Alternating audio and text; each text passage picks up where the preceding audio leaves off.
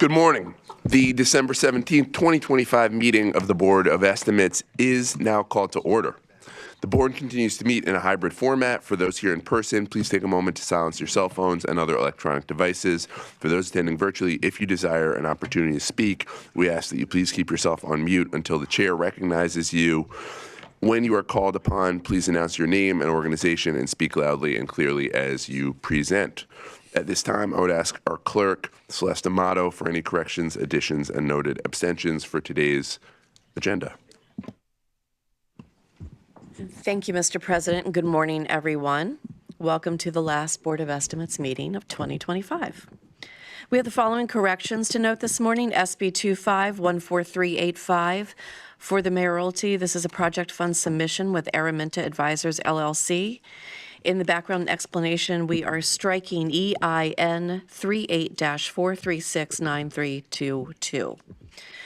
We also have a correction for SB 25-14472, Office of Equity and Civil Rights, living wage rate recommendations for fiscal year 2027. And the background explanation methodology chart above state previous living wage 2024, we're inserting the language Baltimore City living wage 2025, $15.45 Baltimore City. We have no walk-ons this morning.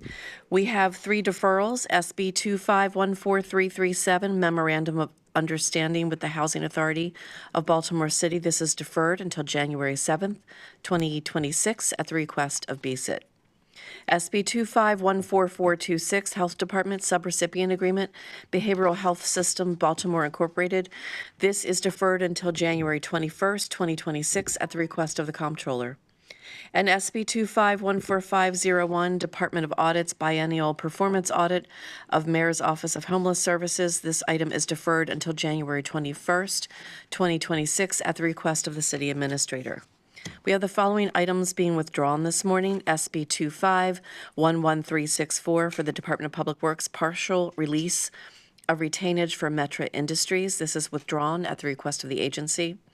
SB 25-14421, Bureau of Procurement Awards Select Source Agreement On-Call Armed Security. This is withdrawn at the request of the agency. And SB 25-13752, Department of Public Works Amendment 2 Agreement GMH Associates of America Incorporated. This item is withdrawn at the request of the clerk for administrative reasons. We have the following protests and statements of opposition to note this morning. For item 25-14430, Department of Transportation Amendment to a Memorandum of Understanding with Johns Hopkins University, we have received 65 statements of opposition by the deadline, and all statements are available for view at baltimorecity.gov. For SB 25-14361, Department of Transportation Developers Agreement number 1954C, the Johns Hopkins University, for $51,668.73. We received 8 statements of opposition by deadline, and those statements are also available for view at baltimorecity.gov. The following items will be on the non-routine agenda this morning, and they are 14430, Department of Transportation Amendment to a Memorandum of Understanding with the Johns Hopkins University. SB 25-14361, Department of Transportation Developers Agreement number 1954C, the Johns Hopkins University, for $51,668.73.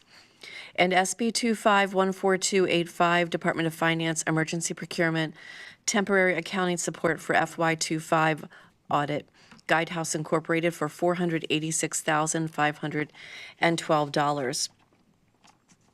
We have the following abstentions to note this morning. The Honorable Mayor Brandon M. Scott is abstaining on SB 25-13677, Health Department Subrecipient Agreement, the Johns Hopkins University.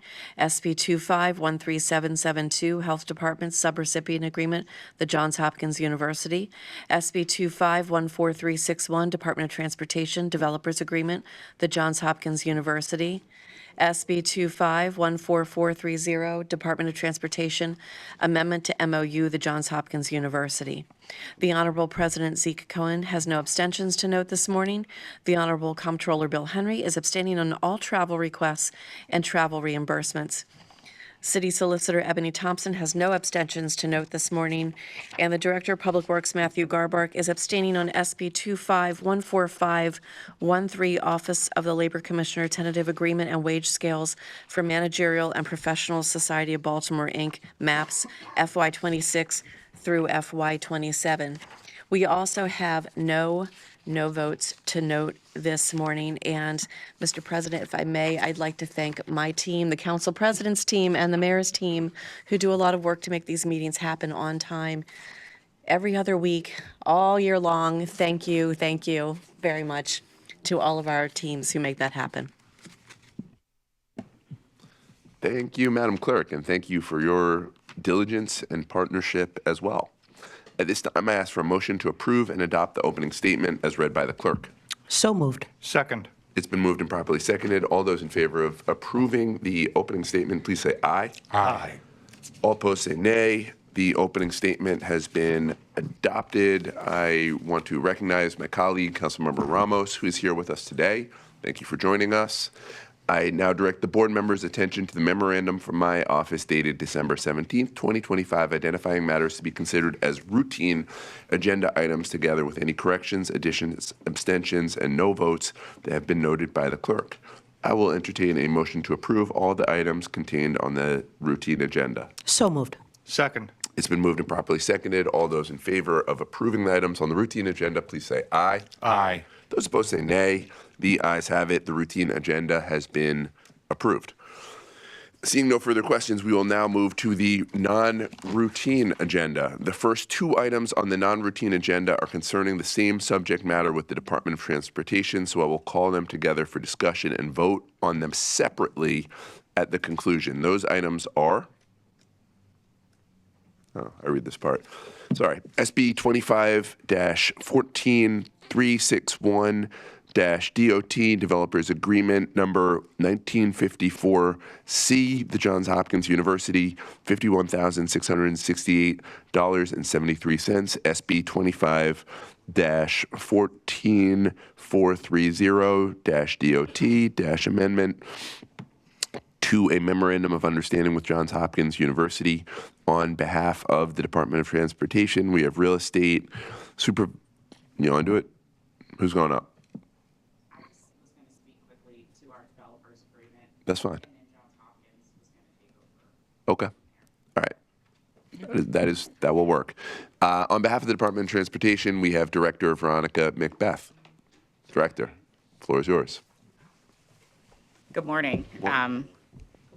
Team, you going to pull it up?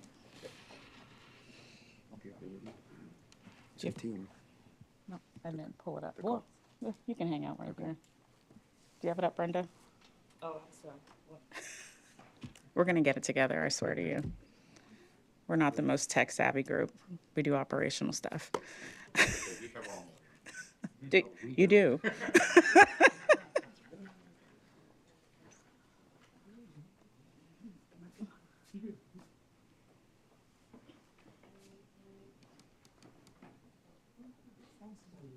Is it up?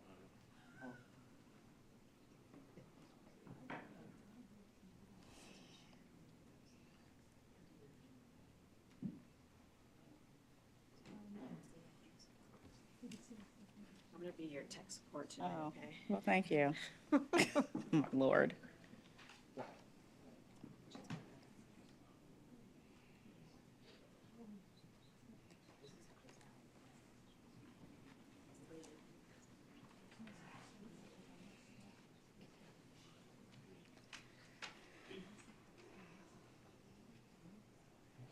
I can't see the screen.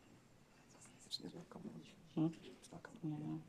I know, but I still can't see it to speak to it. Ah, there it is. I'll take it. You got it? Yeah, okay. Do you want her to take care of it? No, I got it. Thank you. Okay, sorry for the delay. Good morning. So we are going to be talking about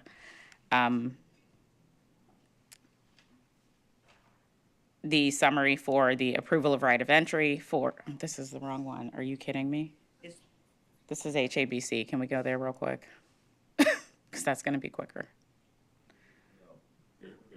It's three of them. It's not on. Oh, Brenda, where did the other one go? Stand here. It's 3 of them. Okay, here we go. Is this the right?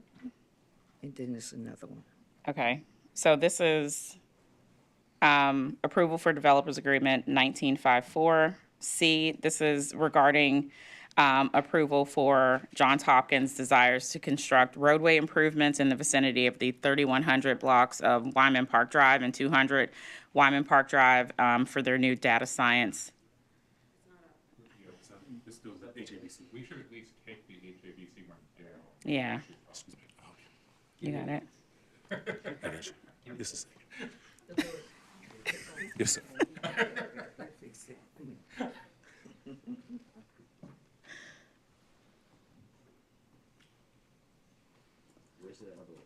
It's on there. It's up. All right. Did you take the share off?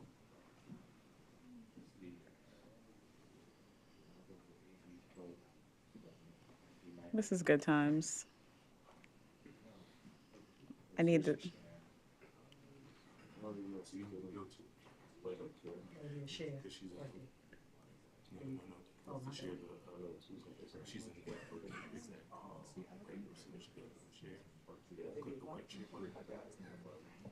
All right, but I do need the screen back, just for my notes.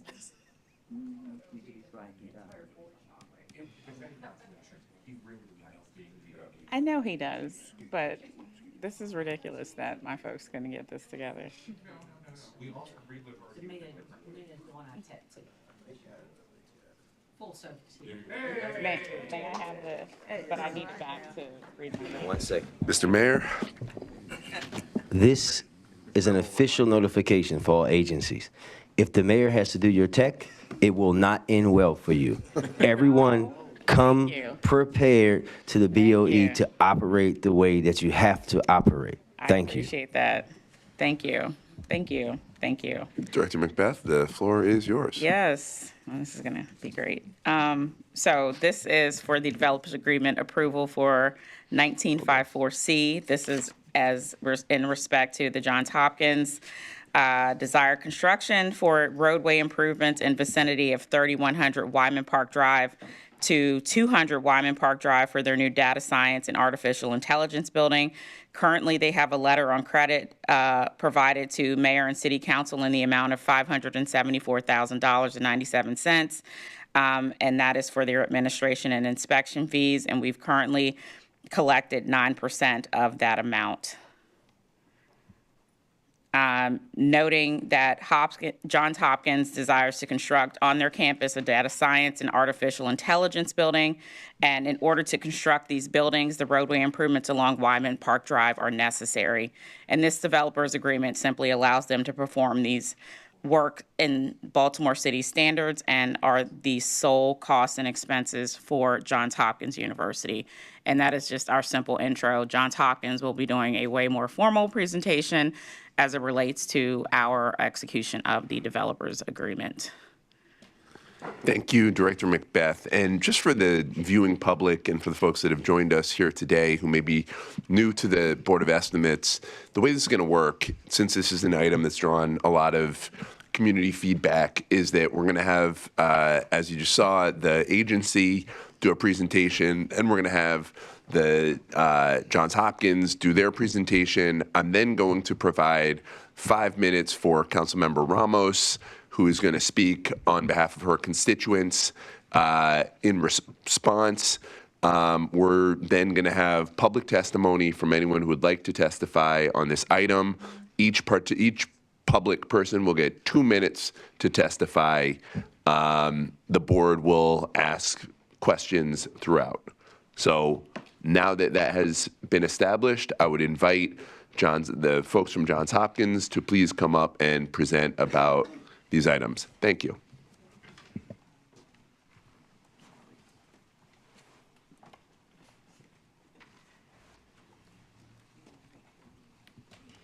Please introduce yourself for the record. Good morning, Mr. President. President, Caroline Hecker, Rosenberg, Martin Greenberg, on behalf of Johns Hopkins University. Turn it off, sorry. Sorry. We have people helping with tech all over. Well, we're going to have more tech, but I'm hoping that we will be very smooth.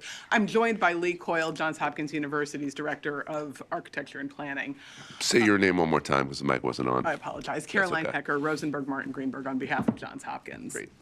The Johns Hopkins Data Science Project is going to involve the construction of 2 4-story academic buildings on the Homewood campus. These buildings. You need to get closer to the mic. They're not picking you up. Oh, here, let me maybe pull the mic. Yeah, and tilt it upward. Yeah, Can you hear me now? that's better. Is that better? Okay, I'll start over. The Johns Hopkins Data Science Project will involve the construction of 2 new 4-story academic buildings on the Johns Hopkins Homewood campus. These buildings will house classrooms, research labs, offices, and meeting space. Importantly, it is not a data center. Importantly, also, the project complies completely with the property's underlying zoning, and it's located within the boundaries of the Homewood campus. Today, we're here on a very limited issue, which is the approval of a developer's agreement and an amendment to an existing memorandum of understanding related to stormwater facilities within the Wyman Park right-of-way. The substance of these agreements is technical in nature, and they have already been reviewed and approved by the various city agencies that are charged with determining compliance with city regulations. And they've determined that all of the facilities that are proposed under both agreements are fully compliant with what the city requires. We're not asking the board today to review the substance of the technological aspects of either agreement. Today, we're here to ask the board to make a finding that this is an appropriate use of city property, notably the city right-of-way within portions of Remington Avenue and the Wyman Park Drive right-of-way, for use in furtherance of the data science project. I'd also just like to point out that it is extremely unusual for agreements like this to be on the board's non-routine agenda. I think in my 20 years of practice, I've never seen a developer's agreement that wasn't on the routine agenda. Typically, as you know, things that are on the non-routine agenda involve the expenditure of city funds. Typically, it's procurement items, things like that.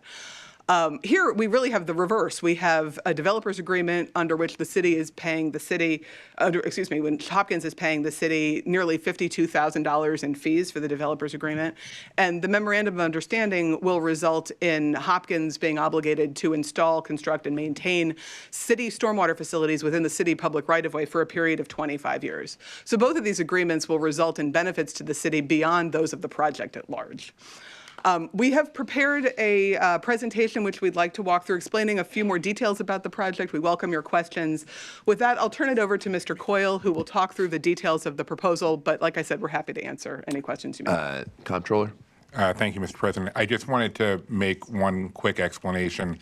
I can't speak for the 5 years before we got here, but what we have been doing is when we finally set up rules and regs for the Board of Estimates, one of the things that the rules require is that if there are statements of opposition or protest for an item, it must go on the non-routine agenda. So, Thank you.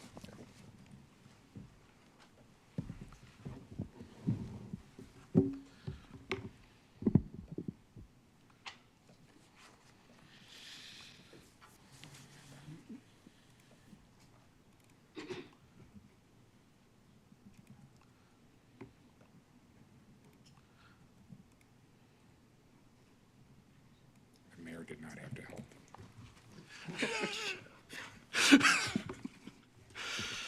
I've achieved my first goal. Thank you for hearing me out today. My name is Lee Coyle. I'm the Senior Director of Planning and Architecture for Johns Hopkins University, and we want to give you a little more detail on the 2 items that are up for the Board of Estimates today, the MOU amendment and the Developers Agreement 1954C. As Caroline mentioned, this is an amendment to an existing memorandum of understanding. The topic is really upgrading existing stormwater facilities that were put in place in 2016. An agreement that Johns Hopkins University will maintain these facilities for 25 years after they are complete. The second item is the developer's agreement. This allows temporary road closure of Wyman Park Drive and a portion of the right-of-way east of on Remington Avenue, the sidewalk and a parking lane. It also allows us to remove the bioswales we just spoke about, and install some new utility lines in the public right-of-way, city infrastructure, and connect to those systems. What you see on the left is the existing condition. On the right is what we are proposing to do. Again, this allows us to remove the bioswales that were installed in 2016. Bioswale is a water purification system that's required. This will improve the water quality treatment with the installation of the new systems. We also are installing a portion of the Greenway Trail from the intersection of San Martin Drive and Wyman Park Drive down to the intersection of Remington Avenue and Wyman Park Drive. And again, this is something that we will maintain all of the improvements in the public right-of-way for 25 years. A little bit of history about what's there today. The existing bioswales were constructed in 2016 as part of what was referred to as the San Martin Drive Pedestrian Improvements Project. This project was in design at the time where the state of Maryland introduced new stormwater regulations that required more close attention to runoff from impervious surfaces, as well as water treatment at the source. We worked with all the city departments that were involved at the time to determine where the location of the new water filtration system would be. Again, this covered a lot of the San Martin Drive stretch from University Parkway down to Wyman Park Drive. Unfortunately, all along San Martin Drive did not provide an adequate space to provide the water purification. The forest conservation easement, existing buildings, utility infrastructure, steep slopes, and other reasons put basically the best location for the water for purification to be on either side of Wyman Park Drive, which is what are the bioswales that are there today. As a result of this work, we entered into an agreement in 2015 with the city that we would basically have this memorandum of understanding to build and maintain these facilities, and a developer's agreement also indicating the installation of these facilities. What we will replace those facilities with, and this is really a result of technology. The technology of water purification has come a long way because climate change has forced this to be a worldwide problem. There's much more of a market for these now. We're using a system, a trade name called SilvaCells, that actually contains lightly compacted soil in an area for purification, but it also promotes healthy tree growth. This will be a totally underground system replacing what is there today. The second document is the Developers Agreement 1954C, which again allows for temporary closure of Wyman Park Drive. It allows us to remove the bioswales I just spoke about. It also allows temporary closure of the east side of Remington Avenue, not travel lanes, just the parking and the sidewalk, and allows us to replace some public stormwater lines of Remington Avenue and connect lines from Johns Hopkins University's property to those lines. Of note, we should just point out that the site work, the final conditions, that's the new sidewalks, the new curbs, the new trees, the new lights that will surround this property are not covered under this developer's agreement. They will be in a future developer's agreement once all that is worked out. That is all still in design and consultation with the city as we speak. Why do we need the space on Remington Avenue?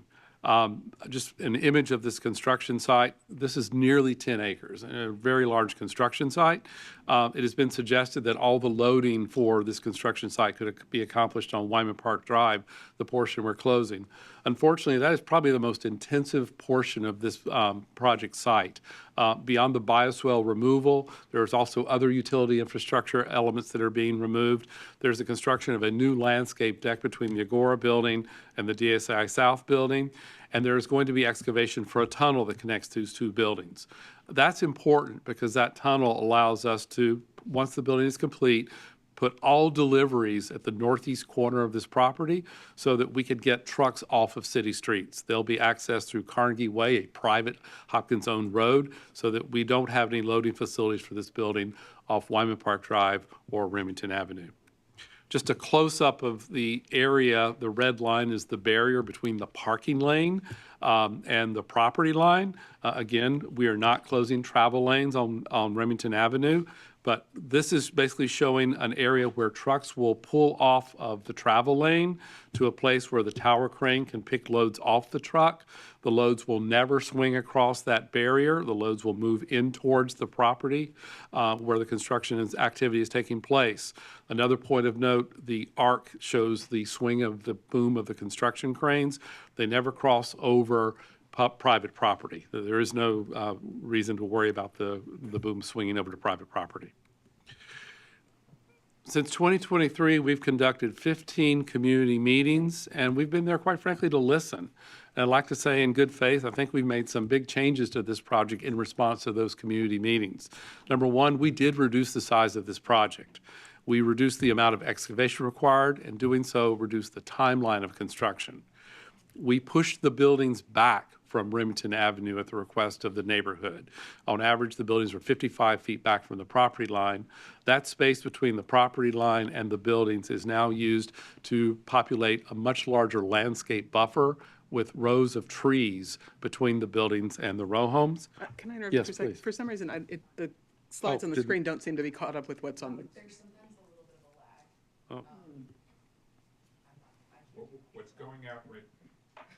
What's going out right now on cable 25 is the slide 8. Yes. Oh, well, that's not what's up there then. That's interesting. Yeah. Okay. Okay, and the last point, we were requested by the neighbors not to put entries, vehicular or pedestrian, across from the row homes on Remington Avenue. We have not done that, and we've provided no retail space along Remington Avenue to create noise in the neighborhood. Community benefits. There are many of this project. We are replacing sidewalks, curbs, street lighting, and trees for nearly a mile of public right-of-way around this project. We are installing the Baltimore City Greenway Trail along Wyman Park Drive from San Martin Drive to Remington Avenue. We're improving pedestrian safety. We're putting pedestrian signals at the Wyman Park Drive, Remington Avenue intersection. We're reducing construction parking in the neighborhood. We've not done this before. It's actually in the contract for the trade contractors that they are not allowed for their workers to park in the neighborhoods. There are financial consequences if they're caught doing so, and this is going to be monitored on a daily basis. We've paid a lot of attention to protecting the natural habitats, Stony Run Park, as well as our own forest conservation easement. We've brought on a conservation consultant to evaluate the wildlife there, and they will continue to track the health of that wildlife through the course of this project. And we provided vibration monitoring throughout the neighborhood and offered to the residences the opportunity to have a survey team document existing conditions before construction begins of their properties. Importantly, this project is going to infuse many new jobs and economic benefit to the city. The subject of this project is going to continue growth beyond the construction of this project. But for our immediate goals for construction, we are I don't know why that went away. Oh, I think Oh, do it again, share it again.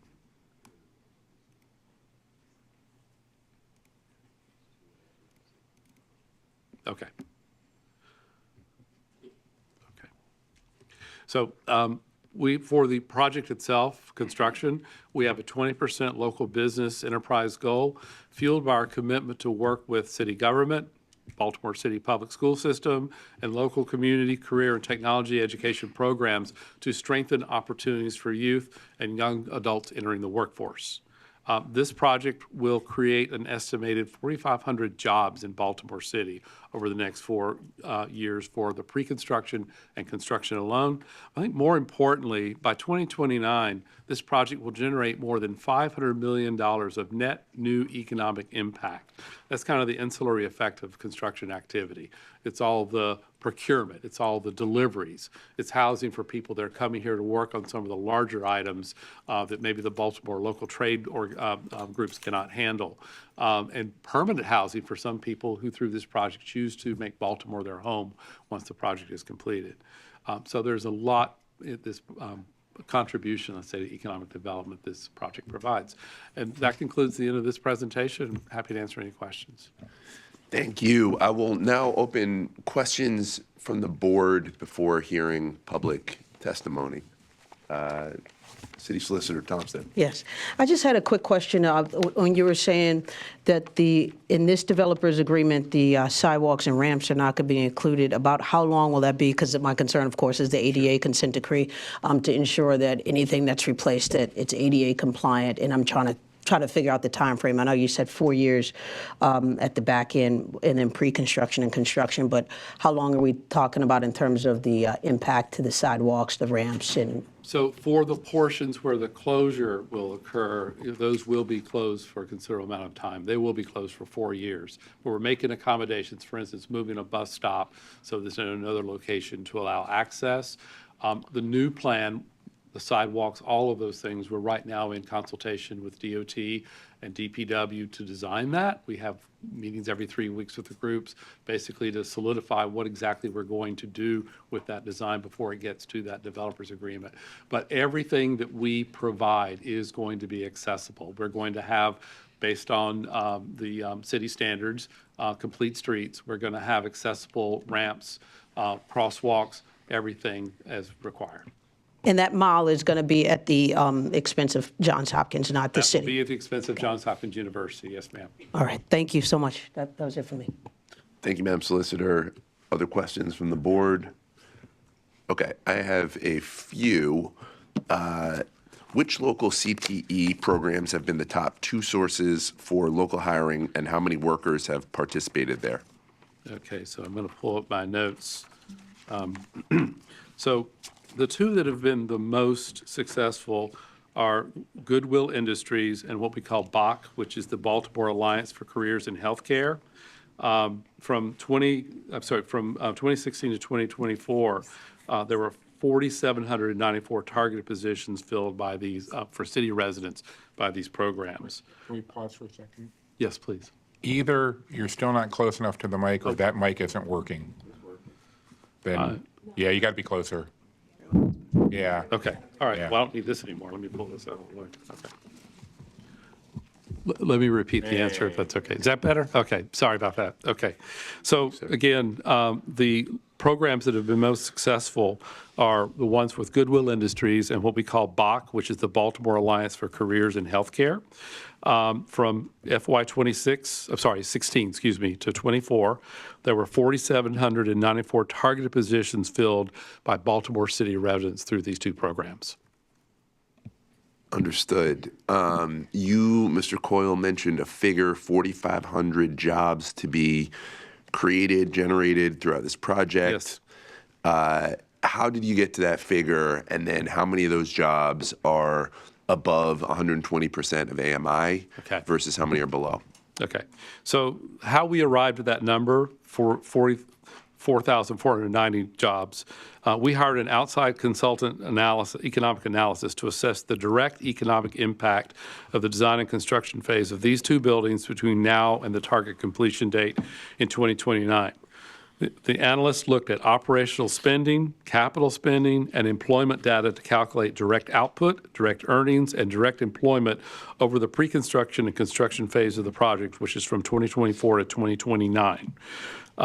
We really don't break data out by AMI. We have not calculated the area based on AMI, so we don't have that data. Can you, okay. Can you share sort of, just give me a breakdown of what these jobs will be. Like, how many are professors that are coming in? How many are construction workers doing construction stuff? Just want to the extent possible, understand as much of the economic impact of this project as I can. Mr. Comptroller? I'm sorry. Are these permanent jobs or these are the construction jobs during the construction phase? These are construction jobs during the construction phase. Okay. Yeah, These okay. don't include the numbers for new faculty, Okay. for instance. Good clarification. Thank you. Yeah, so those Got are it. the construction jobs, yes. Okay. Okay. Understood. What's the estimated cost to Hopkins for making the changes to the project based on all the community input that you've received? Sure. So the costs are significant, but honestly, we believe they're worth it because we are committed to being a good neighbor and investing in our community. As we said before, we've held more than 15 community meetings to seek input on the project.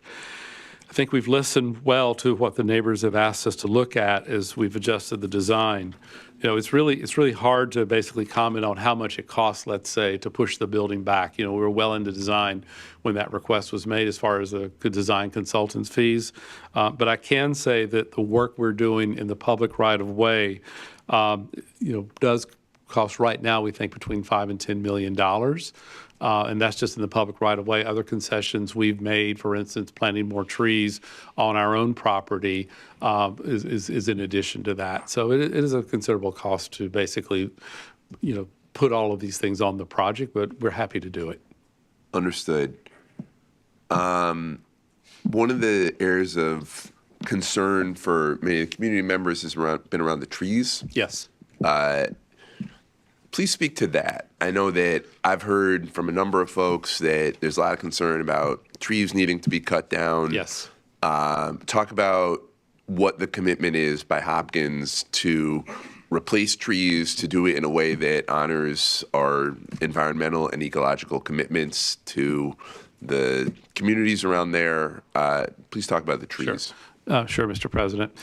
Number one, for the trees on Wyman Park Drive that are being removed and the trees on Remington Avenue in the public right-of-way, we're not replacing these with saplings. We're actually replacing these with trees that are at 6 inches caliber at breast height, a fairly substantial tree, 25 to 30 feet tall, and they will be on average 10 to 15 years old before they're planted.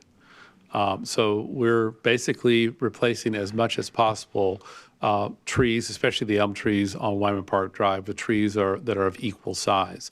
The ones on Remington Avenue are about 45 to 50 feet tall today, depending on the species. And we've been working with Recreation and Parks to select the species. They've been asked to be involved in this. Within 15 years, these trees should reach the same size as the ones that are being replaced. We are also making a commitment to maintain these trees. Normally, there's a period of 2 years that is warranted by the developer to replace a tree if it dies. We're extending that to 5 years for all of the trees in the right-of-way. We are also in perpetuity taking care of these trees. Our own buildings and grounds people will take care of these trees. We're also planting more trees in other locations as requested by Recreation and Parks. We have a certain number of inches for afforestation to hit. We don't have enough site to meet the number, so we're also going to plant some trees along Sisson Street as requested by Recreation and Parks to fulfill that number. Understood. I think this is my last question for you all for now. I know that one of the concerns has been around making sure that when there is, let's say, a heavy rain and we experience shifts in soil, when we experience all of the challenges that, rain causes, that Hopkins is responsive, that you all are there, that it doesn't fall on, say, the councilwoman or the city. Obviously, you need to work in partnership with the Department of Public Works and DOT and all the others. But Yes. I just want to understand you all's commitment as we're thinking about you as a neighbor in this neighborhood. What's it going to look like when someone has an issue, when someone needs to get a response quickly? Because my expectation is that responsiveness is going to be very high on this project. Yes. And so what does that look like from your perspective? So from our perspective, we are certainly interested in hearing directly if there are concerns. We do have a website with a portal that people can log immediately if there is an issue and let us know about it. From the issue about stormwater management, we take that very seriously. There was a rain event on July 14th where we had about 2.5 inches of rainfall in 1 hour. And, unfortunately, nobody can predict with climate change the increase in rainfall. We meet the standards that are required. We actually exceeded the standards that are required. But if we get that volume of water in that period of time, there may be a concern. In that particular case, the day that happened, the next morning, we were all out there, met with the construction manager, looked at ways we could improve the sediment fencing that was in place. DPW came out on the 16th and made a full inspection, and we adjusted other things based on their recommendations. That is something that happens pretty often, by the way. DPW does inspect after major rainstorms, major construction sites in the city. That'll continue, but we ourselves are going to make sure that we're in control of that as much as humanly possible during the construction of this project. We understand the concerns. I will just point out, the July 14th event was at the Agora construction site. We have not been given a stop work order. We have not been fined, and all the inspections that have been conducted have shown that we are in compliance with stormwater regulations for erosion control. Understood. But just, again, I want to make sure there's a really clear commitment that when issues come up, there's going to be someone from the university working with Whiting Turner or whoever the construction firm may be that will rapidly respond and liaise with the city, the councilwoman, the neighbors, et cetera. So we will do that. Our group, Johns Hopkins Facilities and Real Estate, will take that responsibility beyond having the available website for people to lodge a concern. We will respond immediately. And again, in that particular case, we were out there early the next morning. The rain event ended about 8 o'clock at night. We will make notice to the public what we are doing immediately if there is a concern and keep everybody up to date. But we are going to take that extraordinarily seriously during this project. I appreciate that. And I will just note that I'm going to be paying very close attention to the level of responsiveness, customer service, and my expectations are high on this project. With that, unless there are other questions from the board, I see Mr. Comptroller. Actually, in asking the specific question about the construction jobs, you did make me curious. Like, do you already have a breakdown of what new jobs will be created by this development? Do you mean as far as the different construction trades that would be? No, I mean, I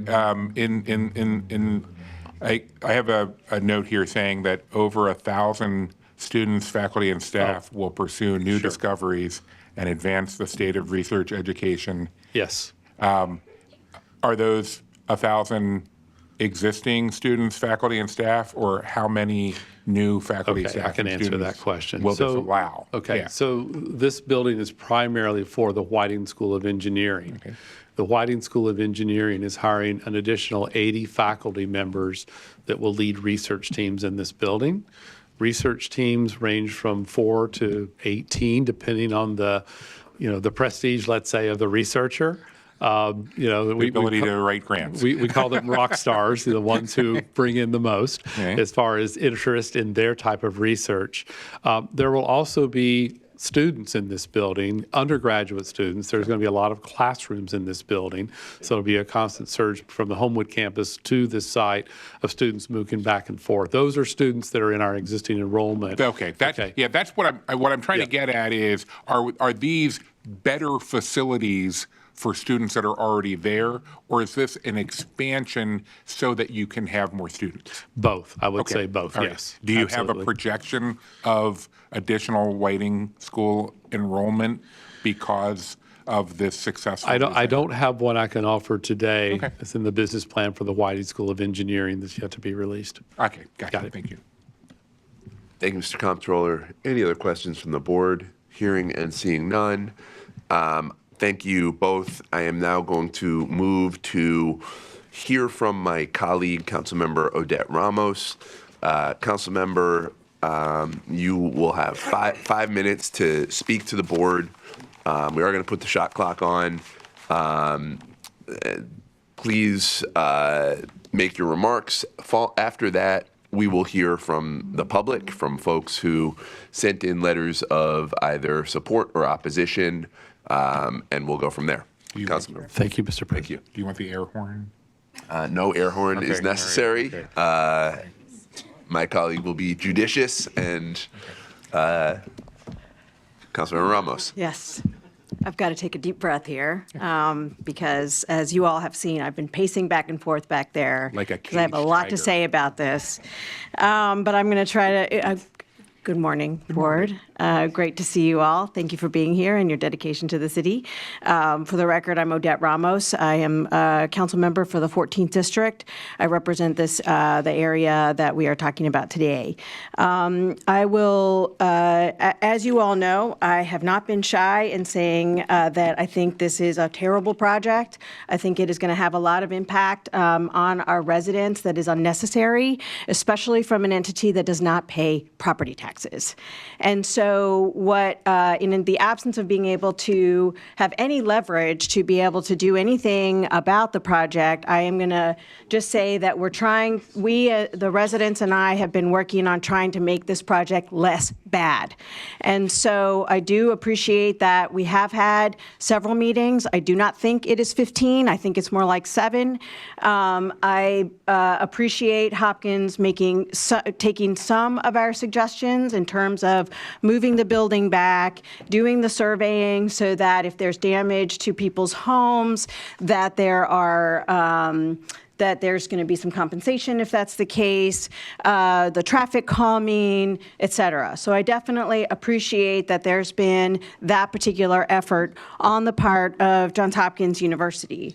I will note, however, that in this particular case, with this particular street that we are looking at today, Wyman Park Drive, those slides that you all saw is the first time that the community has seen those slides. We have not met with Johns Hopkins, I have, but we have not met with Johns Hopkins as a community for several months. So the fact that they come to the board with this huge proposal that they did not share with the community is problematic. Secondly, when in the community meetings that we had over the last 3 years, it was clear that they wanted to utilize this public right-of-way, but it was only clear that they wanted to use one side for the greenway, but never said what they were doing with the other. It is just today. And the other day, when the president asked us to meet, myself and Johns Hopkins, that it was to replace the failing stormwater system with another stormwater system. So a little bit of history. Along Wyman Park Drive, between San Martin Drive and Remington, several years ago, the community worked with Hopkins and my predecessor when the Hopkins said, let's do a stormwater management system along Wyman Park Drive. And what ended up happening was that what the original road was 2 lanes each way. One side, both sides also had parking, okay? So the residents sacrificed 50 parking spaces, which you all know how I feel about parking, 50 parking spaces in order to have a stormwater system that failed. And the stormwater system is in the public right-of-way, in public property, okay? That is the question that we're faced with today. So the fact that they are coming back to improve stormwater is a good thing, but we were not told that. We were not told that in all of these meetings, okay? It was just to put in the greenway, and so we thought that they were taking over the public right-of-way for their project. And what they're saying is, no, it's for a public right-of-way and a public project. We didn't know that. They didn't come to us, okay? And to the president, to your point about being transparent and responsive, we have been in the last few, even the councilwoman has been asked to put in complaints through the website. That is uncalled for. I will be emailing and continue to email Lee directly and the president about what's happening with this project. And my understanding also is because they want to put a bridge and a subterranean rights on Wyman Park Drive, that Wyman Park Drive in general is going to be closed, not just for a little bit of time, but for a lot of time, which is super inconvenient, not just for the community, but for others who actually go to the campus, and is super inconvenient for others that want to come into the neighborhood, okay? They are basically taking over all of Wyman Park Drive, all of it. That is not acceptable. The lack of transparency here on this particular issue is astounding. I'm asking you to defer this item so that the groups, the community can hear from Hopkins directly and provide feedback. And because I think that is going to be part of the issue. I have a lot more to say about this, as all of you know, but I will defer to my residents who are very passionate about the Stony Run, about the trees, but most importantly, about making sure an institution that does not pay property taxes is held accountable. Thank you. Thank you, Councilwoman Ramos. All right, I am now going to read a list of residents who are interested in testifying. When I get done with this list, if there are other folks who would like to testify on this issue, you are welcome to as well. I'm going to begin with Jessica Hudson. Following Jessica will be Melissa Fallon. Jessica's online. I believe that Jessica Hudson is online. We are going to try to make the online testimony piece work.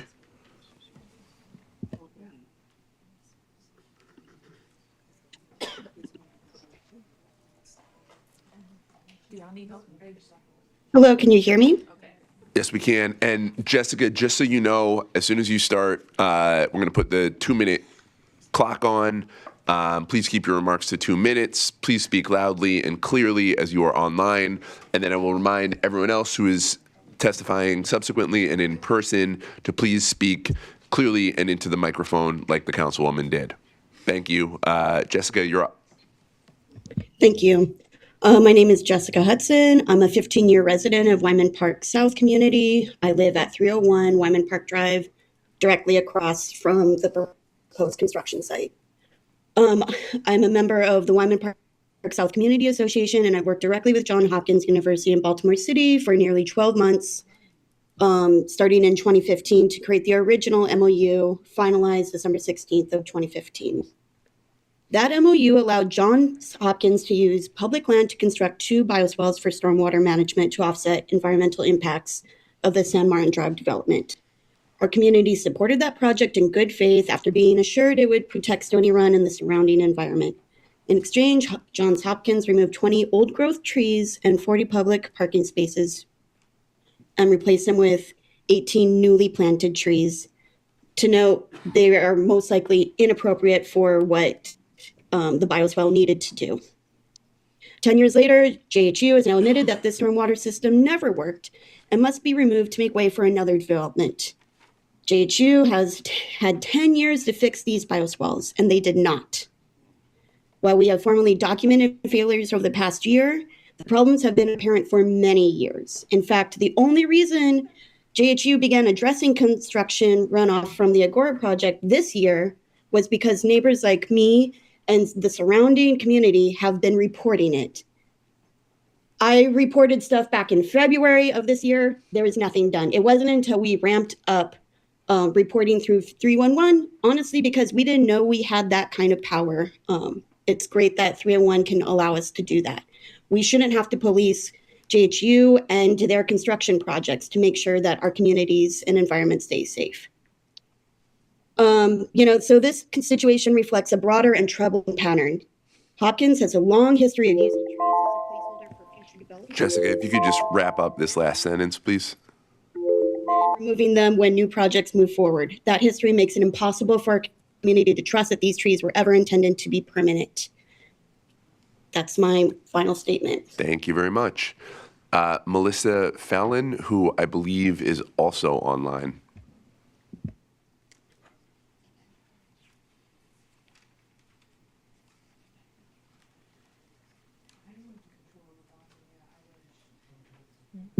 Folks, please speak directly into your computer or phone. It comes in a little faint over here, so be as loud as you possibly can if you're online. Okay.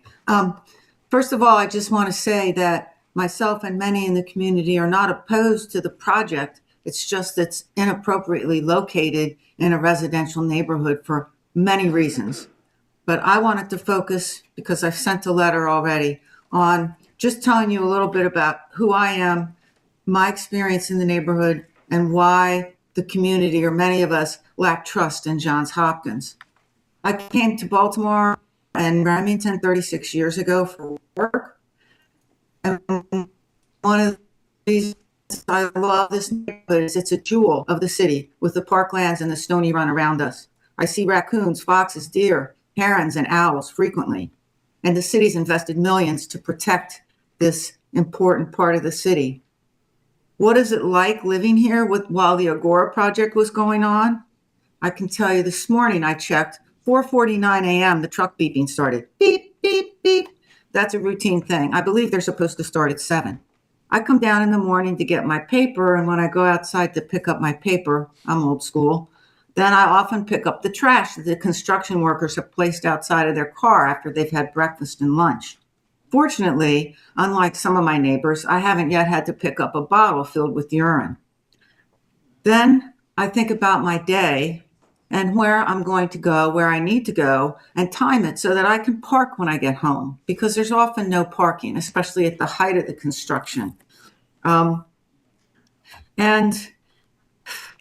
I wonder why, when we've shared this with Hopkins, I've been in every meeting with the exception of one that was open to the community, and they have their own police force, why they aren't able to do something about that.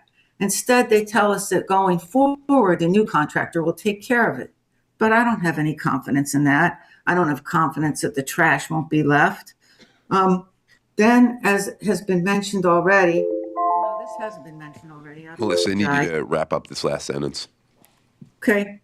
The last thing I'll say then is that we were also promised that the construction entry would not be on Remington Avenue, and we were promised that no trees would be intentionally removed. They might lose some because of the impacts of the construction. Anyway, that's Thank you. what I got. Thank you very much. Next up is Rick Shelley and then Andrea Judson.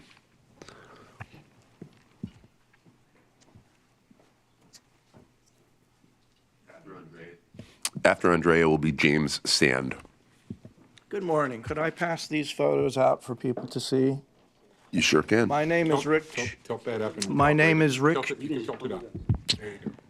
Okay. My name is Rick Shelley. I live on Wyman Park Drive. I'm a member of the Wyman Park South community.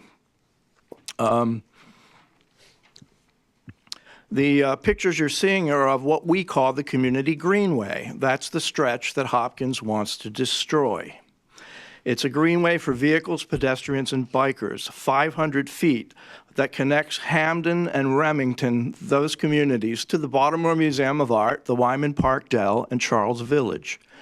In 2024, during a public meeting concerning the Data Science and Artificial Intelligence Complex, the future of the trees on public land near the Wyman Park South community were discussed. Lee Coyle, who's here today, Senior Director for Planning and Architecture for Johns Hopkins, stated, "Our intention is to protect every tree." The Wyman Park South community was relieved and thankful that the public trees nearby would be untouched during any construction phase of the proposed Data Science and Artificial Intelligence Complex, particularly the 18 elms on Wyman Park Drive. Now Hopkins wants to renege on that commitment to protect every tree. And that was clearly stated they would protect every tree. Hopkins wants to take down the 18 elms, destroy our community's greenway, and close Wyman Park Drive for 5 years during construction of the proposed DSA complex. Johns Hopkins University should build its stormwater management system on its own property and should be held to the commitment to protect every tree on public property in the Wyman Park area. I implore you to oppose this amendment. Thank you. Andrea Judson? We check if they are All right. Andrea, if you are online, if you could raise your hand, and if not, we will move on to James Sand, followed by Hillary Gonzalez.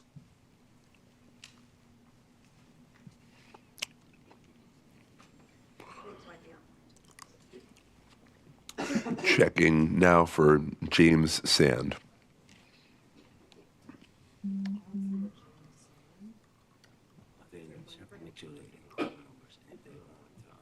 Are there any phone numbers on there, Alana? If the person who's the phone number is either Andrea Judson or James Sand, if you could unmute yourself now, please do so. Or raise your hand. All right. I'm going to move on to Hillary Gonzalez. Hillary Gonzalez will be followed by Gabriel Goodenow. Good morning, members of the board. Morning.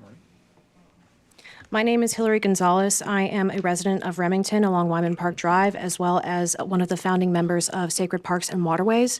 A little about me: I grew up on a 100,000-acre cattle ranch, and where we practice sustainable land management. I'm a naturalist and have worked in landscaping and garden centers since I was a teenager and could first have jobs. So what I want to talk with you about today is the fact that the bioswales that Johns Hopkins built were never intended, in my opinion, in working with the land to work. Even from the trees that they chose, those are not adequate trees for rain gardens. Johns Hopkins has had over 10 years, approximately 10 years, to fix the issues with the bioswales, and only now they're addressing it. That is strange to me. An institution with all the power, the intelligence, and the money that they have, they're only now, after approximately 10 years addressing this. It's strange. The elm trees, the 18 elm trees along Wyman Park Drive that are planted in the bioswales are not adequate for filtering rainwater. What should have been planted there is river birch, which wouldn't have any effects on city streets or the piping beneath either. Also, there were no deep-rooted native grasses, there were no wildflowers, and there was no other planting infrastructure that would have helped to filter the rain. What we have instead is ornamental shrubs, and while they are native plants, they do not have deep rooting systems, and so there is advanced erosion in the bioswales. We have seen 12 major flooding events just from the bioswales not catching the rain. Most notably, the most recent report that I personally sent in to Baltimore 311 was on November 3rd. In my opinion, I do not trust Johns Hopkins to take stewardship of this land, and I'm asking that the board deny this and return that land to city oversight so that the community members can take over and do a better job. Thank you. Thank you, Hillary. We'll now move on to Gabriel Goodenough, who I believe is online. They have raised their hand.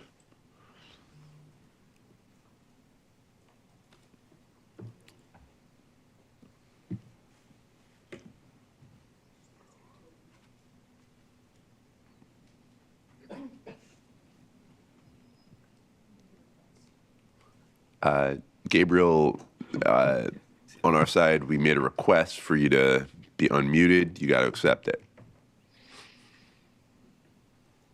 Thank you so much. There you are. Sorry, I'm calling in from a long ways away. My name's Gabriel Goodenough. I am a 28-year resident of the Wyman Park South community, and I strongly oppose SB 25-14-430, the amendment of Memorandum of Understanding with Johns Hopkins University. I also request that voting on SB 25-14-361, the related developer agreement, be postponed until we have more information and more time to process that information. My home and our community sit directly across from the site affected by these proposals. I'm a member of the Wyman Park South Community Association, and I was directly involved with the negotiations with Johns Hopkins University and the city of Baltimore in 2015 that led to the original December 16th, 2015 MOU. That agreement allowed JHU to use public land to construct two bioswales for stormwater management related to the San Martin Drive development. In 2015, our community worked with JHU in good faith. At that time, JHU removed 20 old growth trees and 50 public parking spaces, assuring us that the new stormwater system and its newly planted 18 trees would protect the surrounding parkland in the Stony Run, part of the Chesapeake Bay watershed. Based on those assurances, we supported JHU on that project.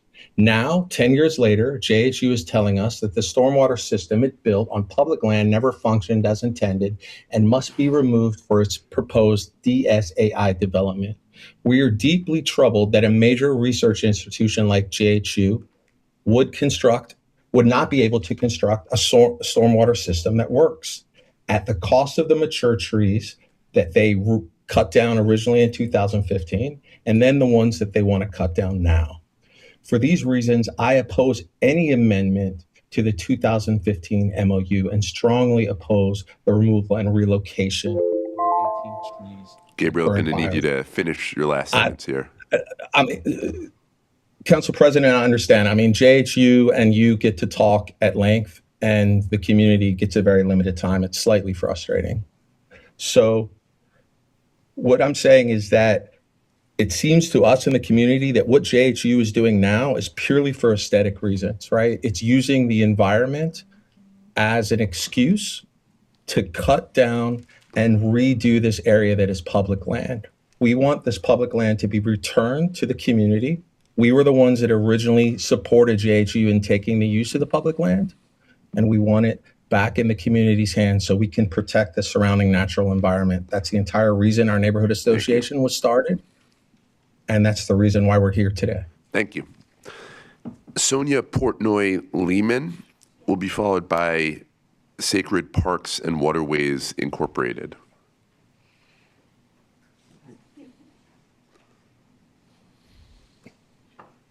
I thought Hillary was Sacred Parks and Water. Okay. Hello. So I'm speaking as a Hamden resident and as an early childhood educator. Mayor Scott, you actually visited one of my classrooms a few years ago. I don't know if you remember, but I've taught 3- and 4-year-olds for over a decade, so I think a lot about the world and the environment that we're in and that they're going to be in. And I don't think that Hopkins is showing it the same consideration. There's a lot of talk about replacing trees. We've seen with this previous stormwater project, mature trees are not replaceable. Doesn't matter the size of tree you bring in if it doesn't have the root system already in place, the things that already prevent that erosion. That is not in the interest of people. It's not in the interest of the environment. And we should consider anything that has to do with things like heat mitigation, flooding, wildlife, being able to live an emergency, because that's the world that we're in. It's the world that the kids that I teach are in. You've heard from a lot of community members today that their dealings with Hopkins have not been direct in these matters. Their priority is building this facility. We already know the issues that AI facilities have for the environment. That's not what we're talking about today. But as you make the decision about what is public land, the voices of the public in that should carry the weight on that. Thank you. Thanks, Sonia. Where do you teach? Real quick. So I'm not currently teaching because I just was finishing up grad school, but I taught at the Weinberg Early Childhood Center, DBCC, that Awesome. had Early Head Start as well. Thank you for that. Sacred Parks and Waterways, Inc. will be followed by Jerry Henger. Good morning, distinguished members of the board. My name is Phil Glazer. I'm an attorney with Community Law Center on behalf of Sacred Parks and Waterways, which is a nonprofit dedicated to protecting and preserving wildlife, waterways, and public parks in Baltimore City and the Chesapeake Bay area more generally. We're speaking to oppose both the Memorandum of Understanding Amendment and the Developers Agreement. I want to echo what Councilwoman Odette Ramos said about what we saw here today as our first opportunity as residents to see what Johns Hopkins is planning with particularity to this project, this construction project, not the wider DSAI project necessarily. And in fact, when we saw this come up last week, we were taken by surprise because the item listed on this agenda incorporates by reference plans on file with the Department of Transportation, which really are the substance of this agreement, which were not available to us. So we submitted a Public Information Act request for those plans, which have yet to be disclosed, but we have no reason to believe they won't be, and so they should therefore just be a part of this on an open basis. As to the MOU, I want to reiterate also that this is a 10-year-old MOU that was created as a collaboration between Johns Hopkins and a coalition of neighbors championed by Mary Pat Clark.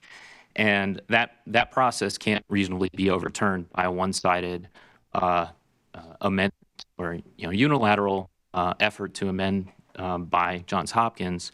It needs to go through the same engagement process that that took place to begin with. I want to just quote Hopkins Vice President of Facilities and Real Estate, Alan Fish, who acknowledged in an email to one of those residents. I need you to wrap that quote up in one sentence or less. Will do. The university, quote, stumbled initially by not being more inclusive during the project's planning and design, but that the conversations were, quote, productive towards achieving mutually beneficial goals. We'd like those lessons to speak through to the present and engage the community adequately. Understood. Comptroller Henry has one question, if you could stay there for a second. Given that you're from the Community Law Center and you're speaking representing SP&W, when you say that the agreement can't be amended this way, are you asserting that it is not legally sufficient, or are you asserting that it is in some fashion, morally improper given the level of engagement that went into the original? It's more so the latter. Okay. All right. Thank you. Thank you. Thank you. Jerry Henger will be next, and then followed by Theodore Eccleston. Good morning, Mr. President and Council. My name is Jerry Henger, and I live in the Keswick neighborhood, the 14th District. And I became aware of the construction project as I was driving down Remington Avenue. I saw the sign, Save Our Trees, and thought, yeah, I'm all for that. Let's save the trees, protect the environment. So I stopped and I got a little information, and there's a lot of information, and I haven't been privy to a lot of the meetings or any of the meetings, actually. I know that swale. And I understand that there's always been a clash between development and protecting the environment. And I hope that in this day and age and the resources that the governments, city, state, federal governments have, we can do a better job. In this case, I wonder if there are alternatives. And a lot of our people here spoke about alternatives and meetings and everything. And I'm hoping that a solution that is fair to the neighbors, to the environment, and to Hopkins can be found. But it sounds like it's going to take a little more work based on the meetings and the level of animosity that there seems to exist. So can I say maybe we need to put a pause on this and work a little harder to find an equitable solution? Thank you. Thank you, Jerry. Next, we're going to hear from Theodore Eccleston, who will be followed by Brittany Winchester. Good morning. I just have a short statement here I'd like to read. This amendment moves counter or runs counter to increasing Baltimore's tree canopy, one of the mayor's initiatives with Tree Baltimore. Hopkins has promised to replant 25-foot trees, but without a really clear timeline how long that land will be bare. If increasing the city's tree canopy to 40% is the goal, then we must do more to protect standing mature trees, which offer us a multitude of benefits today and into the future. This area cannot stand to lose more tree canopy, as it has already suffered tree canopy loss from 2007 to 2015, according to Tree Baltimore's interactive map. Furthermore, as part of near future phases of this project, JHU intends to cut down more mature trees, many of them on public land, which we've heard today.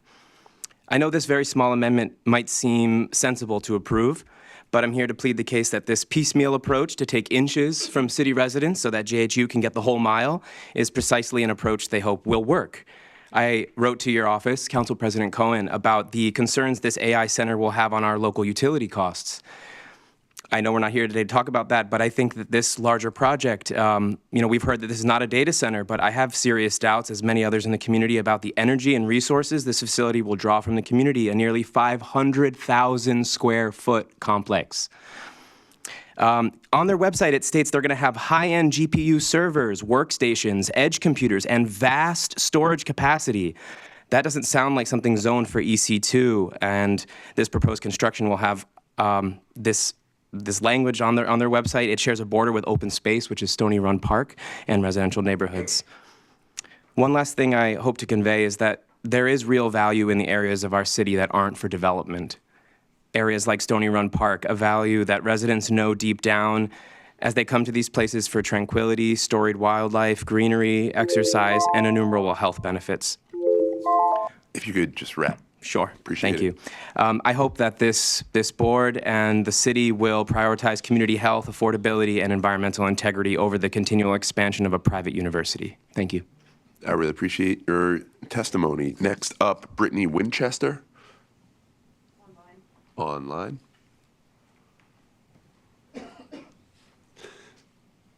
Other folks that I have here, potentially Robin Jacobs, Christina Chopert Devereaux, Philip Glasser, and then Philip Glasser spoke, and then Alan Fish. We're going to go to Brittany online, and then if any other folks, Robin, Christina, or Alan wish to speak, we'll go to them. Brittany, if you could just raise your hand, use the raise hand function, that would help.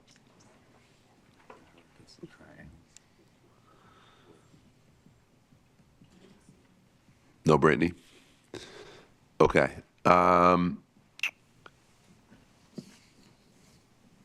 Robin, Christina, or Alan, are you all here? If you are online, please use the raise hand function.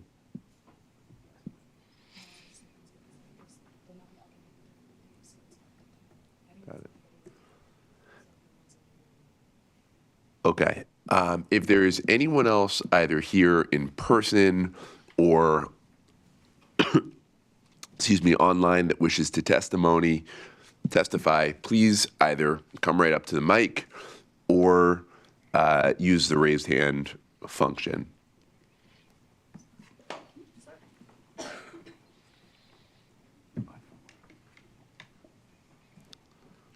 Good morning. Good morning. As an alum of the university and resident of If you Remington. could just introduce yourself and move the mic a little bit closer. Perfect. Good. Yep. My name is Nicole Lucia. I'm speaking as an alum of the university and a resident of Remington. I'm here today to oppose Johns Hopkins University's Memorandum of Understanding. As a student, I worked in the communications office, creating content for the university's social media accounts, and at times donning the mascot costume for said content. And I just bring this up to say that I have respect for the university and its mission. I was once a student embodiment of school spirit. And for that reason, it's been really disappointing to see the ways this aspect of the university has been operating. Of course, no institution is perfect, which is why we're all here today. Today, I'm urging you to reject the amendment. I appreciate JHU's presentation. It did answer quite a few questions. Of course, it would have been great to have these questions answered at a place and time where more residents could hear, but I won't harp on that point. Ultimately, as a lot of people have said, the history shows that the university cannot be trusted on this issue. They had their shot, and unfortunately, it did not, or it failed. Residents have raised several concerns. We've witnessed so many stormwater runoff events and flooding events these past couple of years, events that bring sediment and pollution from JHU construction projects to the Stony Run and ultimately the Chesapeake Bay. And it's not like JHU representatives haven't been aware of this until now. They've acknowledged in past meetings that the existing biowhales never worked as intended, and to my knowledge, no attempt was made to fix it. It seems like fixing this sort of thing only matters when there's a new building to construct, which disregards the fact that other people live in this area. Instead of letting the institution make this attempt now, which they seem to only be doing to fast track a large project that, regardless of stormwater runoff efficacy, has some major red flags, we need to return management of this section of Wyman Park Drive to the city and the community so that we can have real discussions in regards to their plans for stormwater and the protection of Stony Run watershed. I'd also like to note that over 2,000 Baltimore residents have signed a petition that was sent to the Baltimore mayor's office about this issue, and to my knowledge, there has not been a formal response to this petition. Correct me if I'm wrong. And lastly, I feel like one thing that needs to be more clear is why this building needs to be as large as it is. This is something I've been curious about for a while, especially as someone who lives right around the corner from it. The project, as it currently is being presented at nearly 500,000 square feet, is 8 times larger than the Agora building, which provided a lot of the storm water runoff and flooding events we've talked about. Much bigger than any building or lab I've been in on campus. If you could wrap your last sentence, appreciate it. I just want to say that JHU has been very careful to identify this building as a data science and artificial intelligence institute, but I can't help but wonder if this institute, given its size, is housing a data center, and it would be helpful if they can guarantee that that is not the case. Thank you for your time. Thank you very much. I did see Christina raise their hand online. So Christina, we are going to go to you for your 2 minutes of testimony.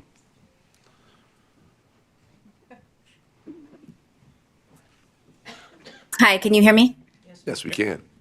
Hi, I actually just wanted to clarify that Phil Glazer and I are both staff attorneys at Community Law Center, and we submitted written testimony in opposition, and Phil is there to represent Sacred Parks and Waterway today. Great. Thank you very much, Christina. Again, another call for anyone who is either online or in person. If you are in person, please come on up. If you are online, please use the raise hand function. Hearing and seeing none. Johns Hopkins, come on back up.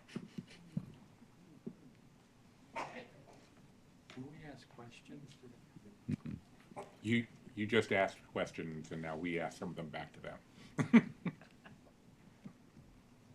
Good morning. Good morning. Ms. Hecker, Mr. Coyle, let me be really clear here. Is this a data center? And before you answer that, could you speak to the concerns that residents have raised that some part of this will become a data center? And I ask this earnestly because in Baltimore, people are struggling with their BGE bills. Utility costs are at an all-time high. We already know that because of the data centers in Northern Virginia that we are paying to subsidize other people's data and energy. And so it is a real legitimate concern. And I want to clearly and on the record just get some guarantees from you all that this is not, in fact, going to be a data center. Thank you for this opportunity, Mr. Chair. Yes, this, sorry, am I not close enough? Pull it. Yeah. Here we go. There you go. This is not going to be a data center in any way, shape, or form. There's a lot of misinformation. I think the name of the building as a data science building may be what is confusing people. No part of this building is going to be a data center. It will have academic uses, as I described before, classrooms, meeting space, research labs, faculty offices, but it is not in any way, shape, or form a data center. And council member, please proceed. I think that is the answer to the question, that this building is not a data center. Thank you. We appreciate the concerns about data centers, the utility issues that you raised. These are all valid issues related to data centers. This is not that. Thank you. One of the other things that was raised was the issue of the trees. We talked about this a little bit earlier. Again, for the record, just want to get really clear on what the commitment is by you all in fully replacing any trees that are harmed during this project. Do you want to handle that? Sure. Thank you, Mr. President. So as we've said before, number one, we have to remove the trees to replace the stormwater management system. We've never said that the stormwater management system doesn't work. We've said that it doesn't work as well as we would like. And again, the technology over the last 10 years has increased. So this is for handling stormwater management in the right-of-way. It is not for handling stormwater management on our property. As far as the trees goes, I've mentioned the silvicelles. We will be planting new trees, and we have shared this with the community numerous times, and there have been 15 community engagements. We are going to plant new trees that will align both sides of Wyman Park Drive. We are going to plant new trees on Remington Avenue, plus several layers of trees on our own property to substantiate the tree canopy. We're actually planting 3 times more trees on our property and the city property than we are removing with this project. We have over 2,200 trees on our own property, not counting the forest conservation easement. We take very good care of those trees. So we are committed to sustainability. We certainly appreciate trees ourselves, and we will take care of these trees. Again, we have a 5-year warranty that will replace any trees that die, and in perpetuity, we are going to maintain these trees to make sure that they are optimal through their life. One of the issues that came up in conversation with my colleague, as well as the vice president of the university, was about parking and the need for significant investment in parking enforcement. And there's sort of 2 sides to this. One, I want to ask what the university is going to do to support the residents during construction. And then 2, I'm going to ask about who pays for the costs of the increased parking enforcement. So let me ask the first question first, which is, during the time of construction, where we know there will be significant disruption, what's that going to look like, and what are you all prepared to do for residents in the surrounding communities? Okay, thank you, Mr. President. Number one, as I've mentioned before, and again, we have not done this before. Okay, Whiting Turner Mahogany is our construction manager. We have worked with them to put in the contract that they will have with all the subcontractors working on this project that they are not allowed to park in the surrounding neighborhood. Absolutely, and under no circumstances are they meant to park in the neighborhood. We're going to have Whiting Turner Mahogany's people patrol the streets on a daily basis to observe, to make sure that's not happening. What we are going to do is provide parking at our Eastern High School complex. For those of you who might be familiar with that building, it is a high school, a former City of Baltimore high school that is surrounded by hundreds of parking spaces. Trade contractors will park there. They will be shuttled to the DSAI site. There will be a shuttle that leaves every 15 minutes back and forth to take the workers to the site. These aren't just sticks, they're carrots. We're actually going to have food trucks every morning that provides free food for all the workers. We're also going to have raffles, giveaways. If they park at Eastern, yes. If they, it's just an incentive to get them, to do it. So again, we're taking this very seriously. We definitely want to protect the parking in the neighborhood and leave it for the residents of the neighborhood. And I'll let Ms. Harker answer the second question. To answer your second question, we are happy to work with the city to fund parking enforcement. We had attempted to do that with the prior director of transportation, hadn't really gotten off the ground. We're excited to work with Director Macbeth, hopefully to come up with a solution, but we absolutely are willing to work with the city to come up with a way to support parking enforcement within the neighborhood.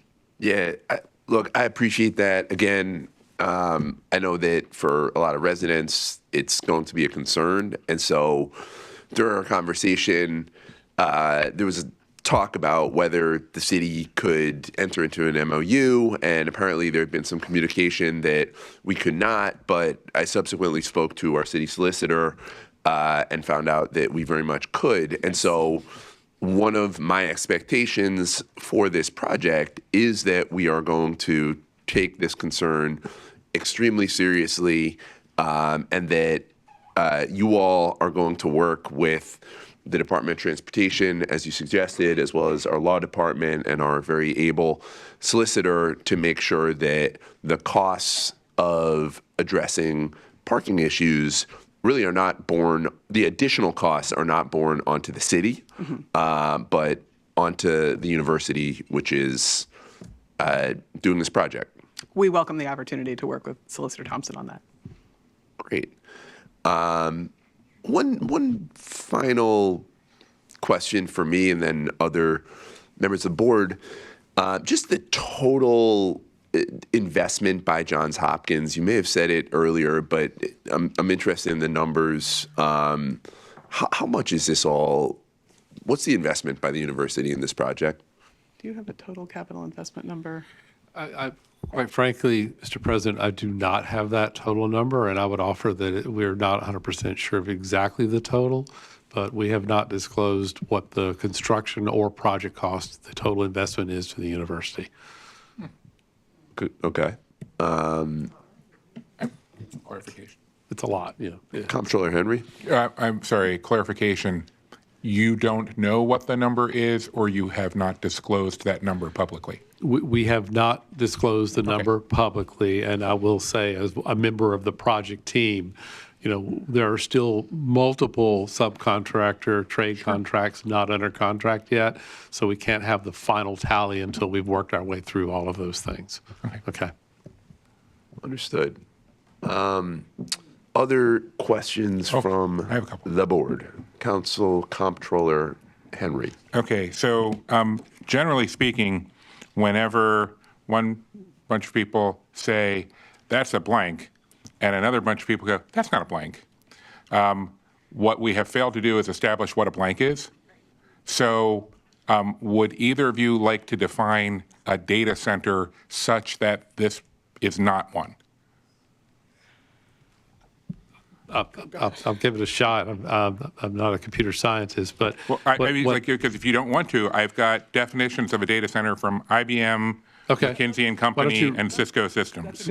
Yeah, that would be good. Okay, so Cisco says a data center is a secure, redundant facility for storing and sharing applications and data. Yes. Okay. McKinsey and Company says data centers are specialized facilities that manage IT infrastructure, including servers, storage devices, and network equipment. And then IBM, Big Blue, says a data center is a physical room, building, or facility that houses IT infrastructure for building, running, and delivering applications and services.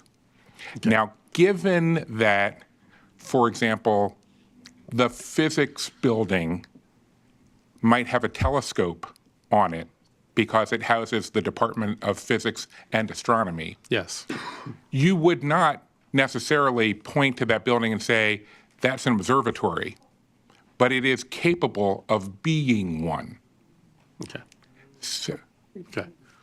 So that I'm asking, is your expectation that these buildings and this center would be capable of storing and sharing applications and data? Okay, I can actually answer that, and the answer is absolutely not. The concern with data centers today that you hear about nationwide is the enormous draw of power and other resources that go into the building. This building's infrastructure is not going to have that capability. The infrastructure, the wattage of the watt per square foot used by this building, quite frankly, will be no different than any other academic or research building on our campus. So it's a scale issue. It's a scale issue. And the hum that you hear out of data centers from all the massive amounts of equipment, that's not in this building. This is a people building. To have the 80 researchers that might have up to 18 research assistants with them takes space, offices, workstations. There will be computers, much like the laptop that I brought in to do the presentation today. But that's not the same thing as a data storage system that IBM or Amazon would have. That is not possible in this building. Sir, you can't. What we're not going to do is shout out from the audience. Thank you. Comptroller? Okay. Now I'm going to dig in a little. No, please. All right, okay. Please. So if the issue is scale, then it would be a matter of public record, the electrical service that you create in the construction of the building. And an objective expert would be able to see that you're not physically capable of drawing the power that would put it in the scale of the kinds of data centers that people are concerned about. I would agree with that statement, yes. All right, so that is something that when your construction plans are fully developed, you will be able to say, here, look, our electrical systems would be insufficient to draw the power needed to be the kind of, and that's where I want to think, I understand from an optics perspective why you want to say we're not a data center. Yes. I would encourage you to consider saying you're not the kind of data center that people are scared of, because I think from these definitions, the capability of doing data center work on a substantially smaller scale, because that is not the commercial purpose of the facility, might be inside of the capabilities of this building, of this development, but it's not going to actually cause the level of problems that commercial data centers create that is causing the backlash. I want to push back a little bit on that. By the same logic, my office would be a data center because we have a server room. Exactly. And like that, the fact that we have a server room in my office doesn't make it a data center, and it doesn't make it something that could be turned into a data center. Well, that's actually a very great way of describing it. We have lots of data centers nowadays. Downtown Baltimore probably has hundreds of little data centers. But that's no different than the mailroom in the basement of the courthouse is not the Amazon fulfillment center over in, It's a difference of degree, a principal use versus an accessory use, if you will. The principal use of this building is as an academic building. Correct. It may have computers in it. Okay. Those computers don't turn it into a data center. That's why I'm saying if we all agreed on a definition of data center that included scope, that would be true. But I don't think, none of these things say a data center is a physical room, building, or facility that has its infrastructure and draws over X number of watts of power, or stores more than X terabytes of data.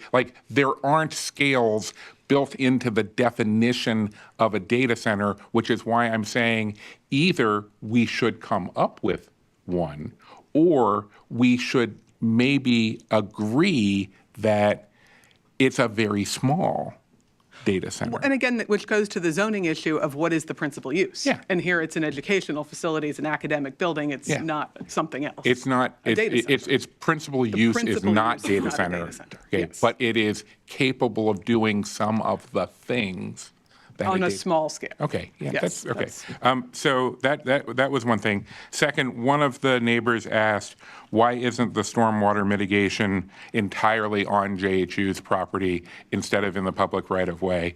And I wanted to hear that addressed.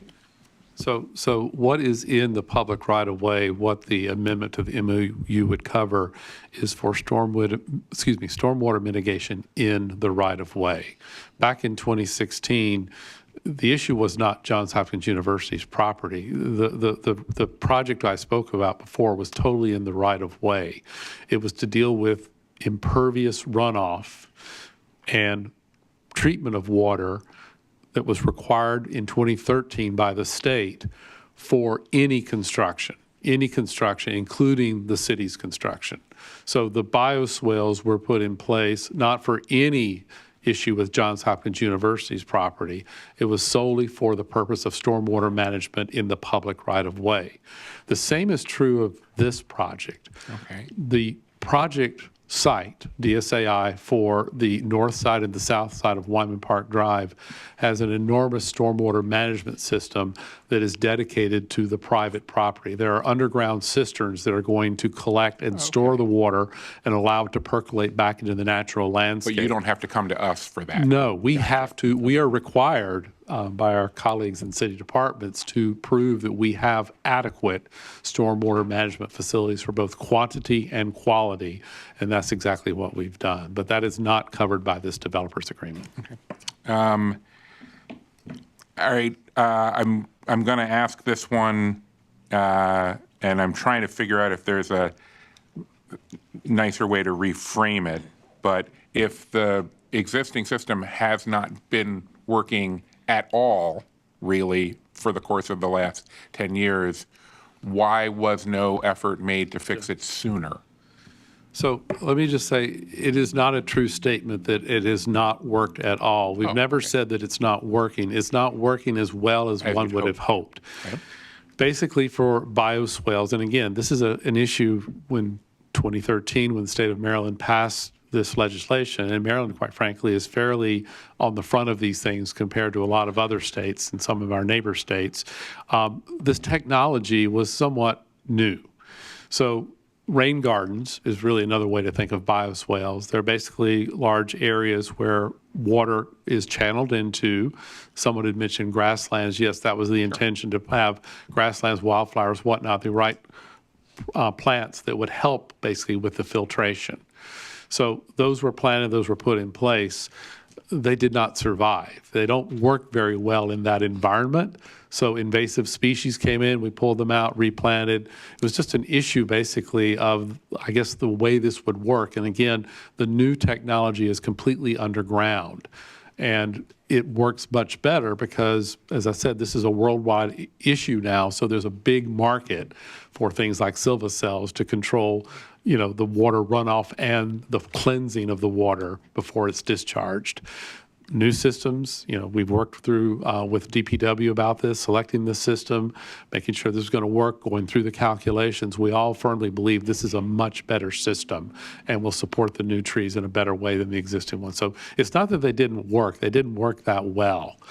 We think this system is much better, and we believe it is going to work much better. And so it's just coincidental that you're taking advantage of the opportunity to do the change while you've got a big construction project right there. You know, honestly, it's not true that we have not worked on these. We might not have come to the city, but our own buildings and grounds people have constantly been working to maintain these facilities. Okay.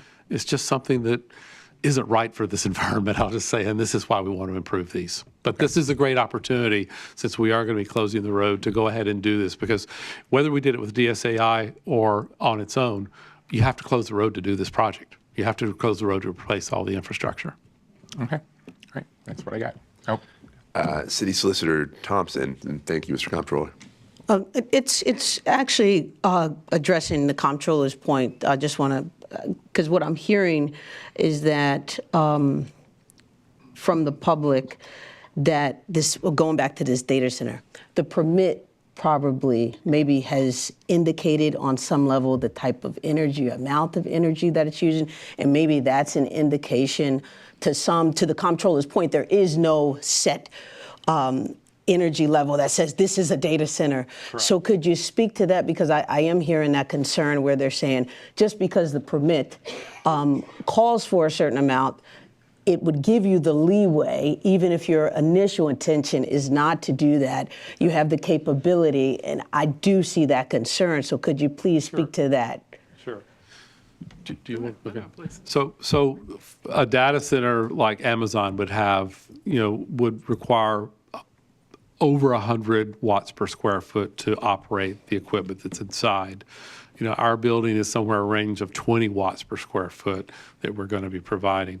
But there's also two other really important issues that you hear about with data centers.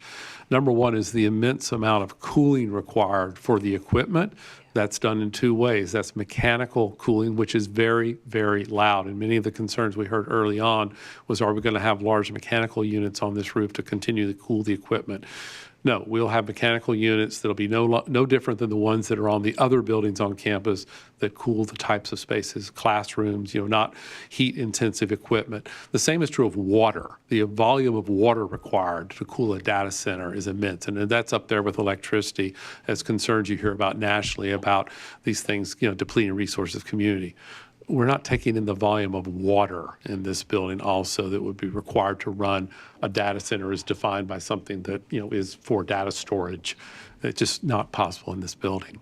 That's very helpful. And the last point that I just wanted to make, because what I'm hearing, and you addressed it a little bit, but I think if we maybe approach it in a different way, what I'm hearing is that while you admit that the system was working not to its capabilities, what I'm hearing is that the only reason that it is being addressed is to do another large project. So what protections, if something were to go wrong, I think it would help the residents here to know what protections outside of just file a complaint on the website. Right. No. Understood. What protections are here if something doesn't go how you plan it?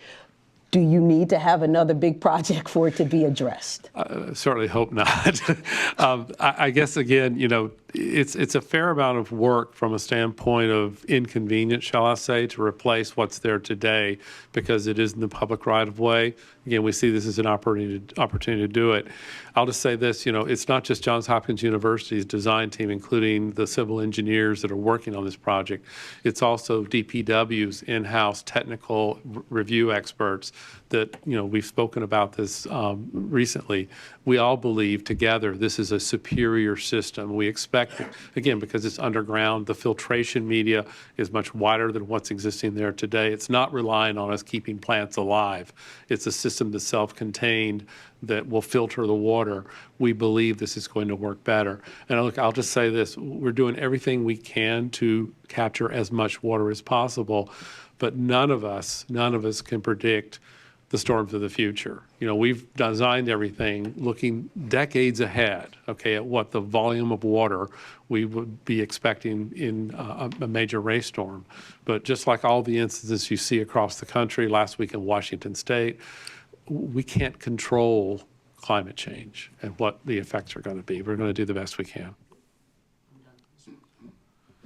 Thank you, City Solicitor. I want to also acknowledge our colleague, Councilmember Porter, who has joined us today as well. Thanks for joining us. Other questions from the board? Okay. Hearing and seeing none, I am going to do two things. One is recite back to you all some of the commitments that I have heard today and make sure we are in alignment. I'm then going to explain my vote and where I am at on this request, and then we will call the vote.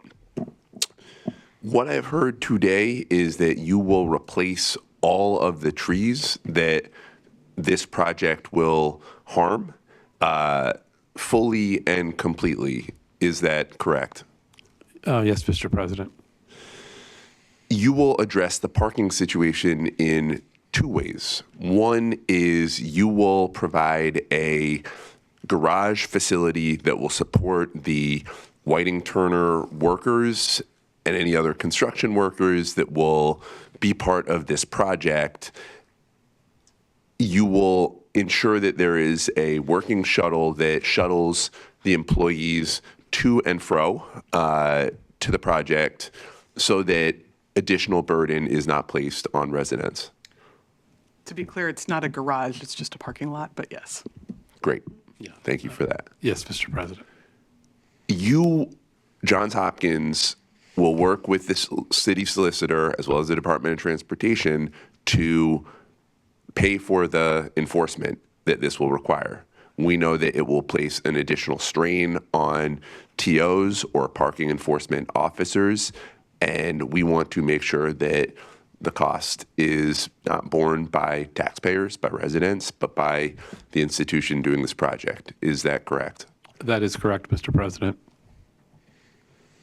This is not a data center in the sense, and I appreciate both the comptroller and the city solicitor and the attempt to find a legal and precise definition, but in the sense of storing large amounts of data and the requirement for a utility to be borne onto taxpayers or anyone else, this is not that.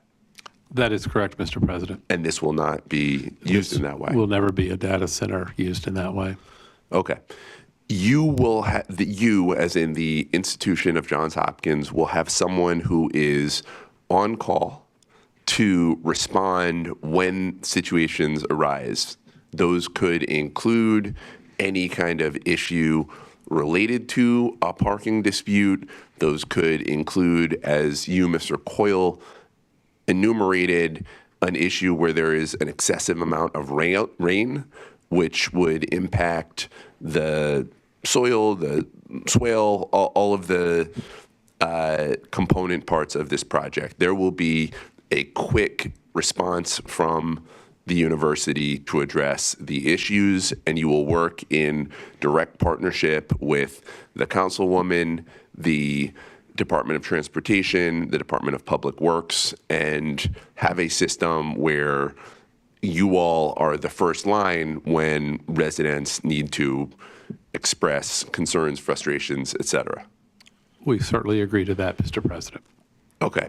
I appreciate those commitments from you all. Before we vote, I want to just talk about this for a quick minute, and I want to first thank my colleague, Councilmember Ramos, who has really worked hard to forcefully advocate on behalf of her constituents, and has, I think, exceeded expectations when it comes to holding a large, as she said, tax-exempt institution in her district accountable to make sure that the project that they are doing, that you all are mitigating as much of the harm that it may cause as is humanly possible. I also want to thank the residents, both those that came and testified and joined us today, either in person or online, as well as other residents who sent in letters of opposition, residents who have participated in any of the community meetings. I was able to go out there myself and meet with a fairly large group of residents and tour the area and get my own sense of it. There has been an enormous amount of engagement by community on this project, and I think that is a truly healthy thing for democracy. Folks should advocate both for their own quality of life, but in many ways, more importantly, for sustainability, for the environment, for the Stony Run, for our ecological well-being. I think it's really important that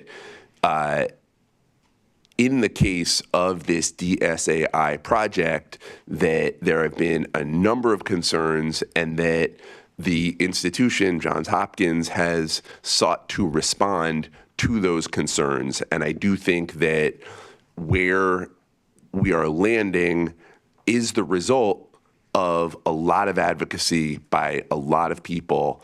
And I have appreciated being a part of those conversations and expect them to continue, and that there will be more engagement by community, and that you all, as the institution seeking to build this project, will continue to engage in very, very good faith with the communities of Remington and the surrounding areas.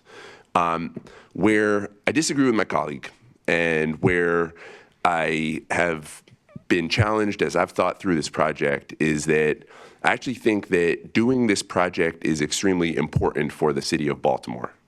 I think that whether we like it or not, artificial intelligence is going to play a major role in the future, not just of this city, this state, this country, but the entire world. I think that it is critically important that the city of Baltimore be the intellectual capital of that conversation. And I want to make sure that as we are thinking really strategically, as we are doing the hard work of thinking ethically about AI, as we are thinking about all the issues that have been raised around what do data centers do, good and bad, for communities, that we, the city of Baltimore, are the place where researchers, academics, and folks go in order to be at the highest level of that conversation. And so while I have deeply appreciated all the feedback, good, bad, and often frustrated that I've received from the councilwoman, from residents, from others, I think this is an important project. I think this is an important moment for this investment by the institution.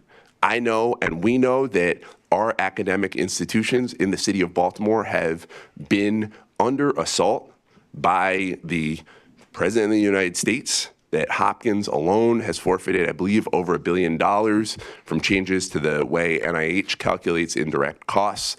And that whether it's Hopkins or Morgan or Coppin or UB or any of our great schools in Baltimore, we want these institutions to win. And so with that, I am going to call the vote. I am going to ask for a motion from one of the board members to approve items SB 2514361, DOT Developers Agreement number 1954C, the Johns Hopkins University at $51,668.73. So moved. Second. All those in favor of approving this item say aye. Aye. Those opposed say nay. This item is approved. Next, I will entertain a motion to approve item SB 2514430, DOT Amendment to a Memorandum of Understanding with Johns Hopkins University. So moved. Second. All those in favor of approving this item say aye. Aye. Those opposed say nay. This item is approved.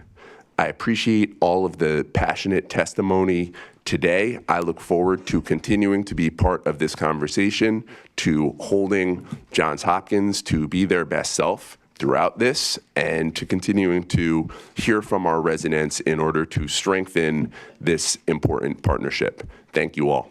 Thank you very much. Thank you. Our final item on the non-routine agenda is a request to note an emergency procurement from the Department of Finance for temporary accounting support for FY25 audit with Guidehouse, Inc. for $486,512. On behalf of the Department of Finance, we have Director, we do not have Director Moxton. Deputy Director Ioana Mositas, on behalf of the Department of Finance. Good morning still, and you gave me the tough spot on the agenda. I only hope to match the commitment and expertise of all of our residents and neighbors. So this is a request to note an emergency agreement with Guidehouse Consultant Services. The period runs from 10/1 of this year until 12/31, so we are almost at the conclusion of the contract. And the purpose of this contract was to provide audit support. So as noted on the agenda item, it provides temporary senior accounting expertise staffing. So this is senior level accountants and professionals who have a wealth of experience. And it's not only to ensure timely and accurate reporting during this high volume period. Of course, we've noted before the board our attempt to and commitment to a 12/31 issuance date for the ACFR. But it's also, and this is really key, supporting DOF's broader efforts to improve reporting timeliness overall, data quality, and standardized financial processes. So just very quickly, I'd like to note, when you think of the areas of focus, thinking of this as really a parallel track. We have deliverables with date certains at the end of this year and then at the end of January with the single audit. But at the same time, we know it's critical that we continue to have movement on overall improvement, so process improvement and implementing and working towards our corrective action plans. So with that, the support is focused on a few key areas. These consultants are working hand in hand with our team And so what we found is that partnering is both allowing our team to grow, and it's also assuring that we make judicious use of the resources. So the financial process improvement is very focused on cash and bank reconciliation workflows, some corrective plan analysis, and recommendations for support for the agencies. So these consultants have paired with our grants management office to meet with each of the agencies on every single corrective action plan to garner feedback and provide recommendations to us. There are some specific changes with grant award sub-award setup, and then workday reporting and data analytics. Comptroller Henry. Thank you, Mr. President. Good morning. Good morning. So I don't have any complaints about the fact that this work is being done. I think it's great. I think it's a great way of responding to concerns that were raised by our outside auditors in several of the previous years about finance's need to improve on these processes so that they can get the CEVA and the ACFR done faster. The concern that I did want to raise is the emergency procurement system, given that the way it works is that if an agency needs to use it, they go to the director of finance and ask for that approval. When the agency is the finance department, that is a completely insular process.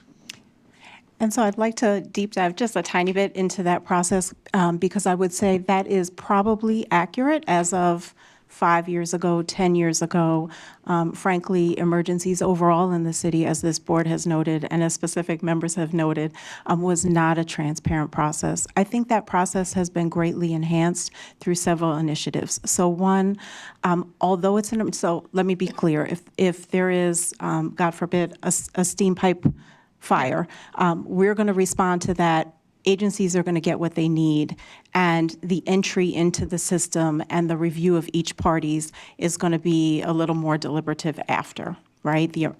But in cases of emergencies such as this, there's an entry into Workday. It goes through a workflow approval process that includes all of the people that would be involved in the decision for the most part. So you have the Bureau of Budget Management Research, right. You have the city administrator, you have the Office of Procurement, you have SMBAD, and you have Living Wage, all providing input.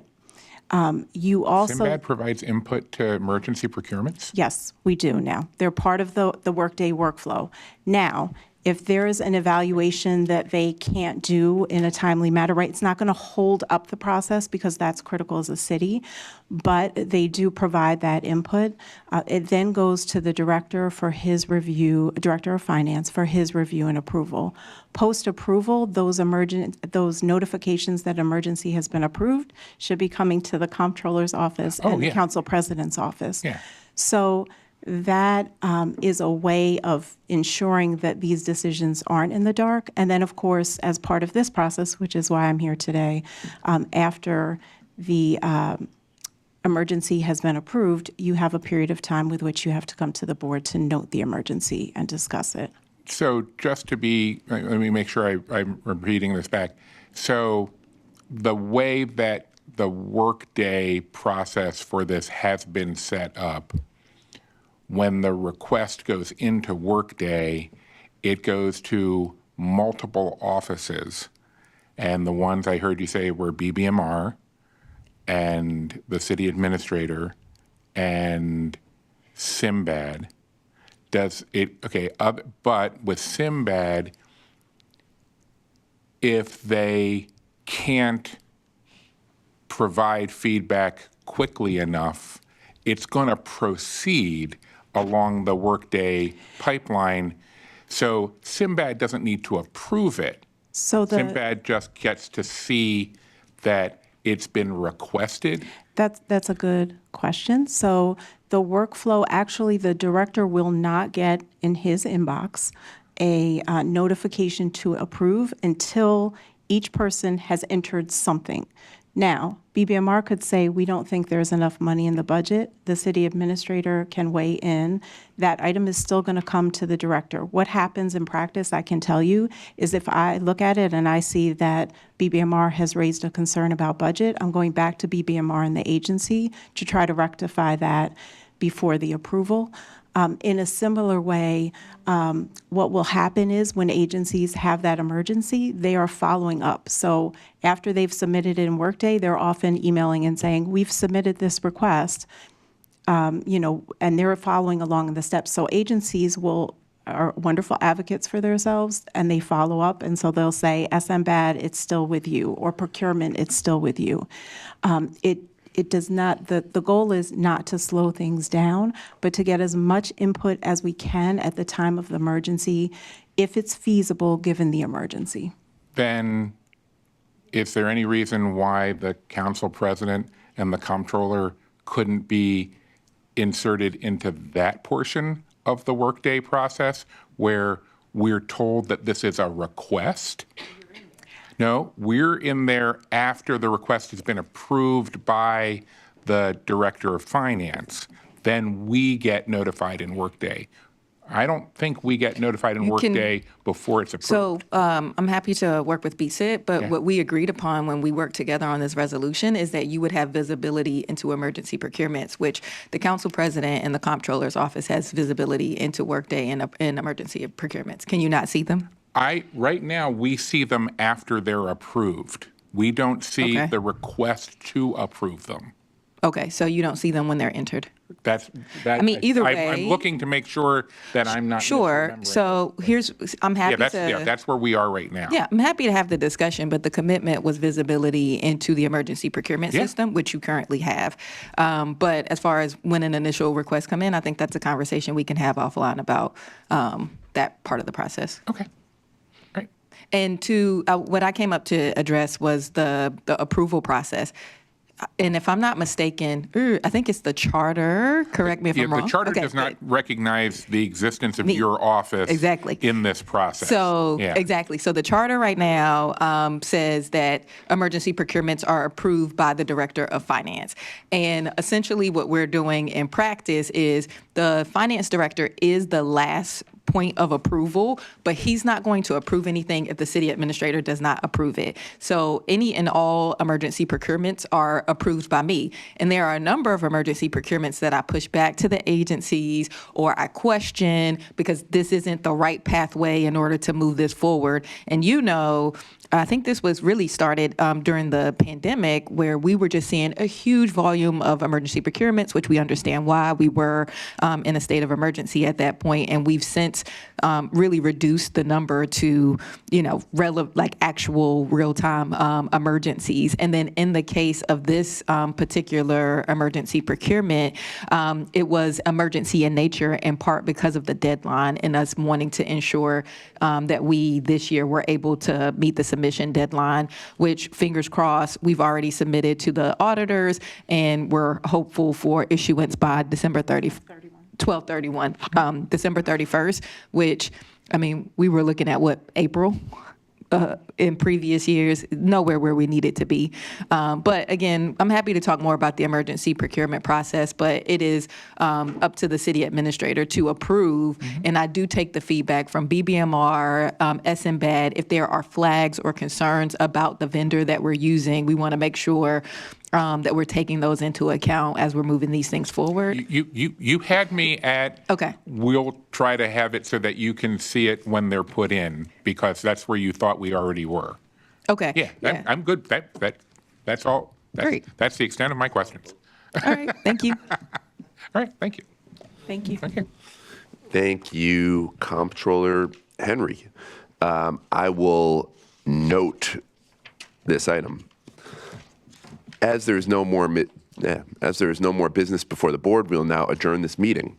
The next regular meeting of the Board of Estimates will occur on Wednesday, January 7th, 2025 at 9 a.m.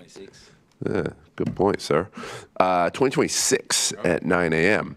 We will wish you all a happy and healthy holiday season. Until then, I thank everyone for participating and tuning in.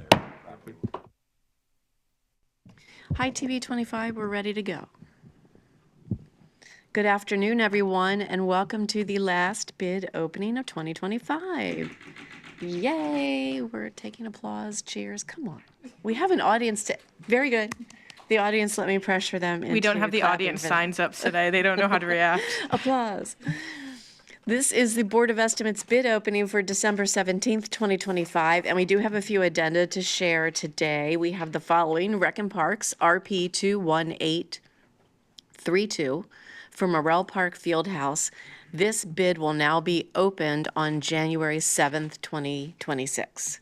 For Public Works, SC 995M, Macomb Street Pumping Station Upgrades. This bid will now be opened on January 7th, 2026. For the Department of General Services, PRJ 003048, City Hall Tunnel Waterproofing Design. This will now be opened on January 7th, 2026. And for procurement, RFQ 000759, Fire Protection Services. This bid will be opened also on January 7th, 2026. And today we have 6 bids to open, so bear with us. Lots of sticky notes and pieces of paper. We are going to start with Recreation and Parks today. And Casey, our first bid is RP 24821, Patterson Park Pool House renovations. Your neighborhood? Yes. Yes. And we have not received any bids. Sorry about that. Okay. That was for Recreation and Parks, sorry, Rec and Parks. RP 24821, the Patterson Park Pool House renovations have not received any bids. It is not possible there was an addenda issued for that, was there? We didn't see anything? Okay, so we did not, again, receive bids for RP 24821. Up next for Recreation and Parks, we have RP 24818R. This is for the Cab Callaway Legends Park. Yep, and we have received 3 bids. And these are capital, so I'm guess. Oh, actually, this says quote factor. Is that right? Oh, let me read it. Oh, no, that must be carried over. Hold on a second. Let me change the header on this.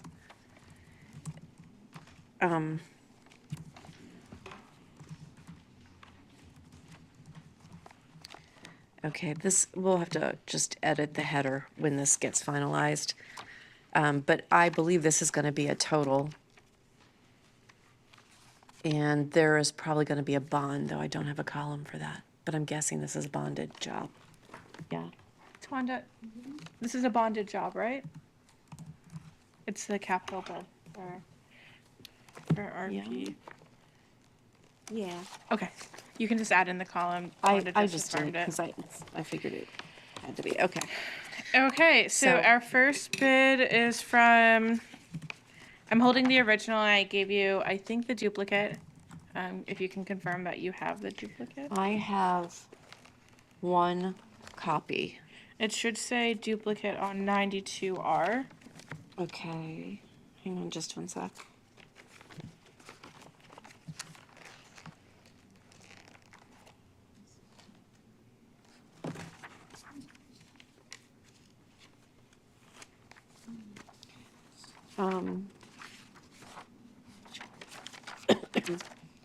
It doesn't say specifically. Okay. Is that of issue? Well, I see the instructions. the larger issue is that they left it blank, where they're supposed to put the contractor's name. Well, I have all of that, so maybe I have the original. All right. You have a copy? Let's switch. Let's trade. Because that one looks complete. Okay. Okay, I have a bid from W.M. Slosher Company, Incorporated. Okay, I'm just looking for where they identified that in my copy. Yep. W.M. Schlosser. I have on page 134 is the bid bond. And then I have a total base bid of $3,466,000.00. That number was 3,466,000.00. That's correct. Okay. 98. Okay. Can you also confirm for me what page? Oh, okay, I see. This is not the totals page. Sorry. Okay, that was 3,466,000. I am confirming that in the copy, and we have one copy, one original, and we have a bond. Okay, and that bidder was W.M. Schlosser Company, Inc. for $3,466,000.00. Okay. Hang on a sec. Do we have a clip for this? Yeah. Please. It makes me nervous when they're loose. There you go. Thank you. Oh, sorry. It's right there. Okay. Our next bid. I'm gonna hand you the duplicate. Thank you. Is from Allied Construction. Okay.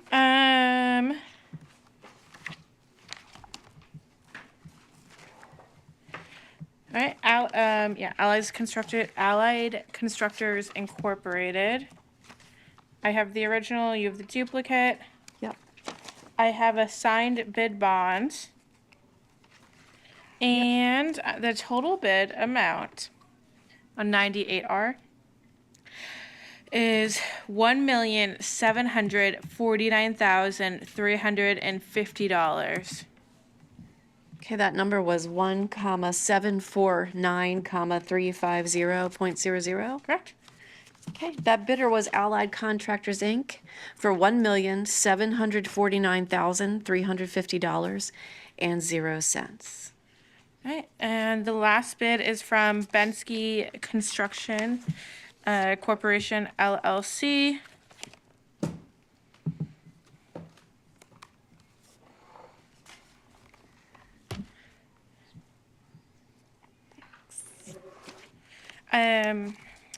We have two duplicates?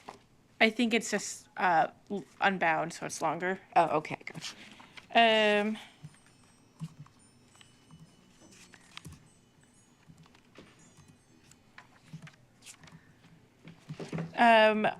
The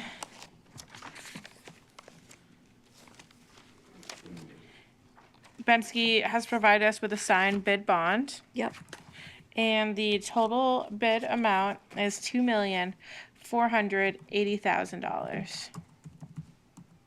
That number was 2,480,000.00.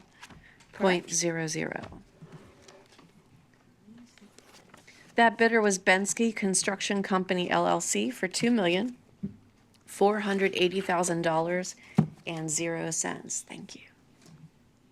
And that was our final three bidders for Rec and Parks, RP 24818R, Cab Callaway Legends Park. Okay. Okay. Up next, we have for Rec and Parks RP 24823. This is for the Rawlings Conservatory Palm House Restoration Part A. Okay, we have two bids. We received two bids for this solicitation.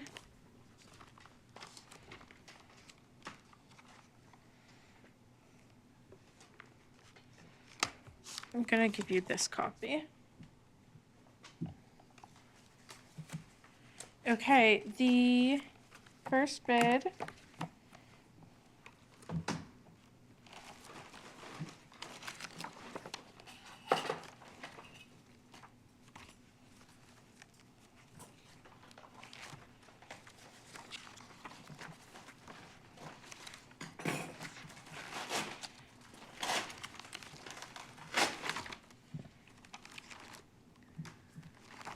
Sorry, the first bid, it's on page 50R, is from the title of the company, WM Schlosser, Inc. Yep.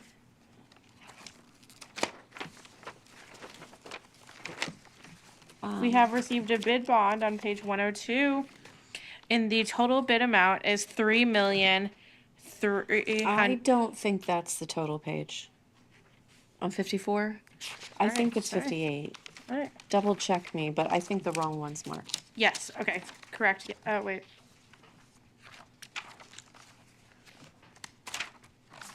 Thank you for. Okay, yeah, the wrong page was marked. The total base bid is $11,936,000.00. I have 11,966. Yep. I thought you said 36. Does it say 60? I'll repeat it again. I Okay. think that was not my intention. $11,966,000.00. That's why we do this ridiculous reading back and forth. The number was 11,966,000.00. Yep. Cool, and that is what the copy says also. And we do have a signed bond. That bidder was WM Schlosser Company, Inc. for $11,966,000.00. Thanks. All right, the second bidder. Their company name is found on 50R. Is from Wolson Construction Company.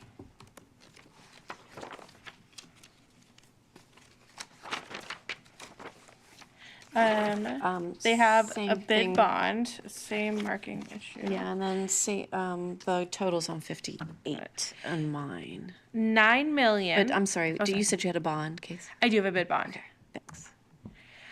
The total bid is $9,448,320.00.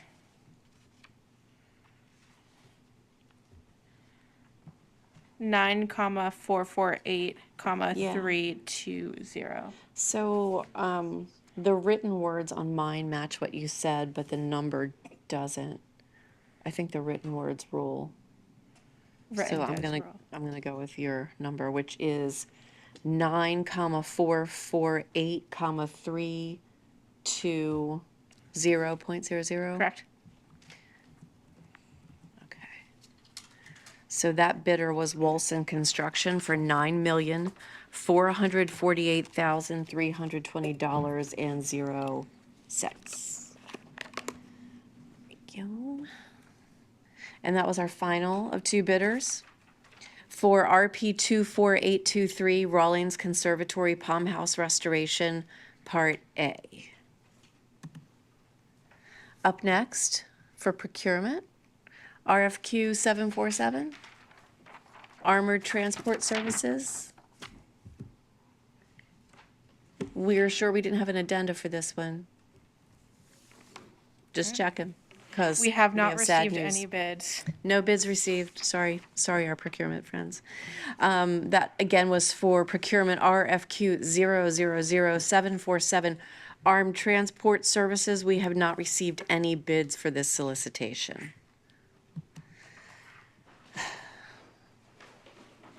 Up next for Public Works, we have SC 982RR.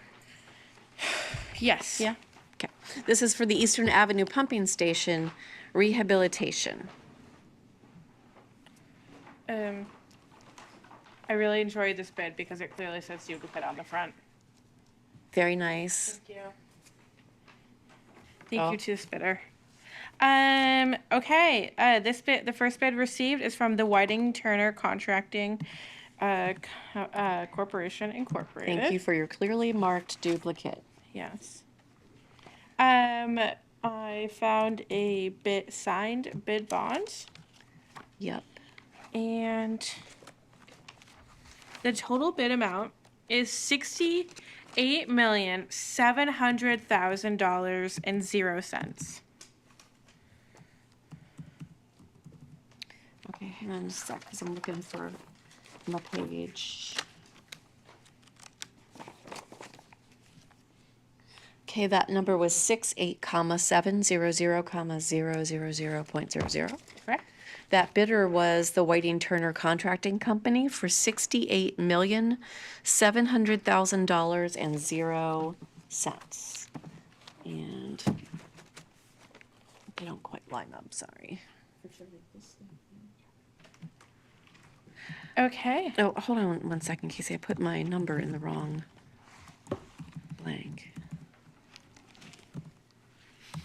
Okay. Okay. Yeah. All right. The next bid is from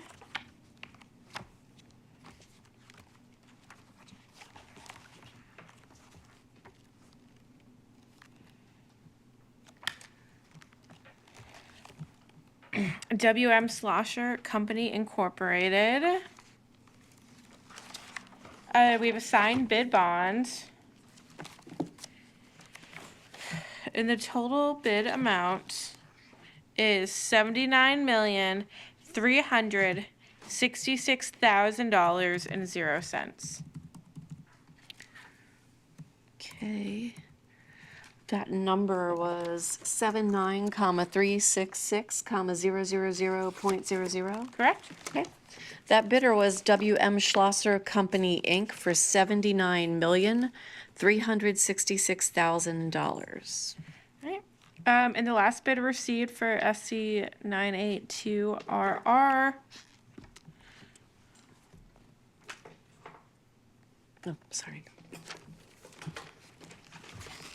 is from American Contracting and Environmental Services Incorporated.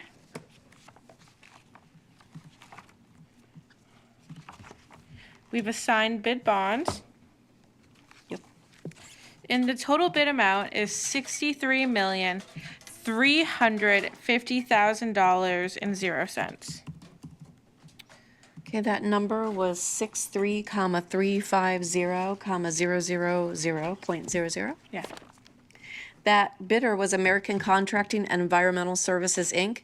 for $63,350,000.00. And I believe that was the final of three bidders for SC 982RR, Eastern Avenue Pumping Station Rehabilitation. And up next, we have for Public Works 1413RR, Lake Montebello and Montebello Washwater Lake Dredging.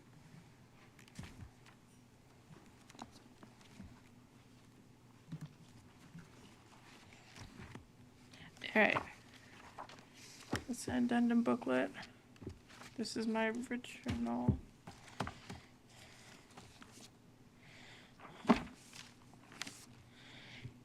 I believe this is one copy. Oop. Okay, the first bid is from Mobile Dredging and Video Pipe Incorporated. I have a signed bid bond. And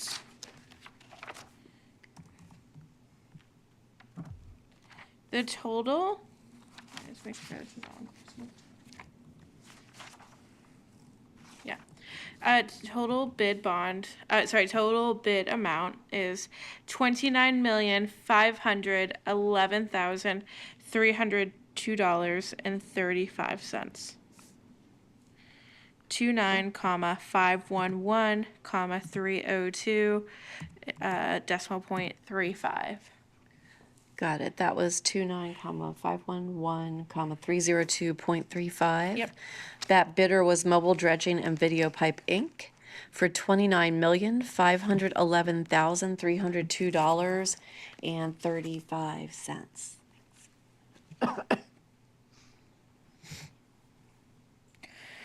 Okay.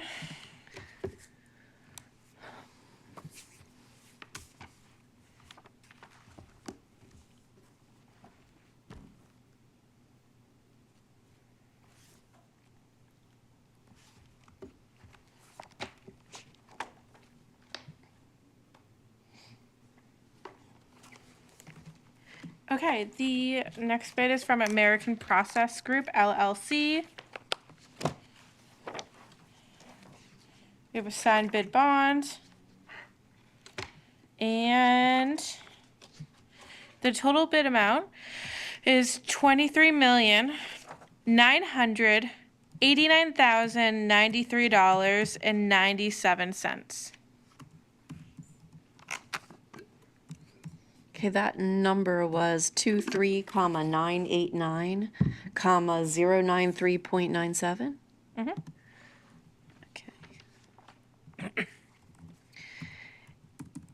And that bidder was American Process Group LLC for $23,989,093.97. Okay, the last bid for WC 1413RR is, this is duplicate. It's from Sinagro Central, LLC. And I see a duplicate, I'm sorry, I see a bid bond. And the total bid amount is $24,873,326.28. That was 24,873,326.28. That's correct. Okay. And that bidder was Sinagro Central LLC for $24,873,326.28. And I think that was our last bid. And that was our last bid opening for today. Our next bid opening is in the new year on January 7th, 2026 at 12 noon. We'll see y'all then. Thank you. Thanks, everybody.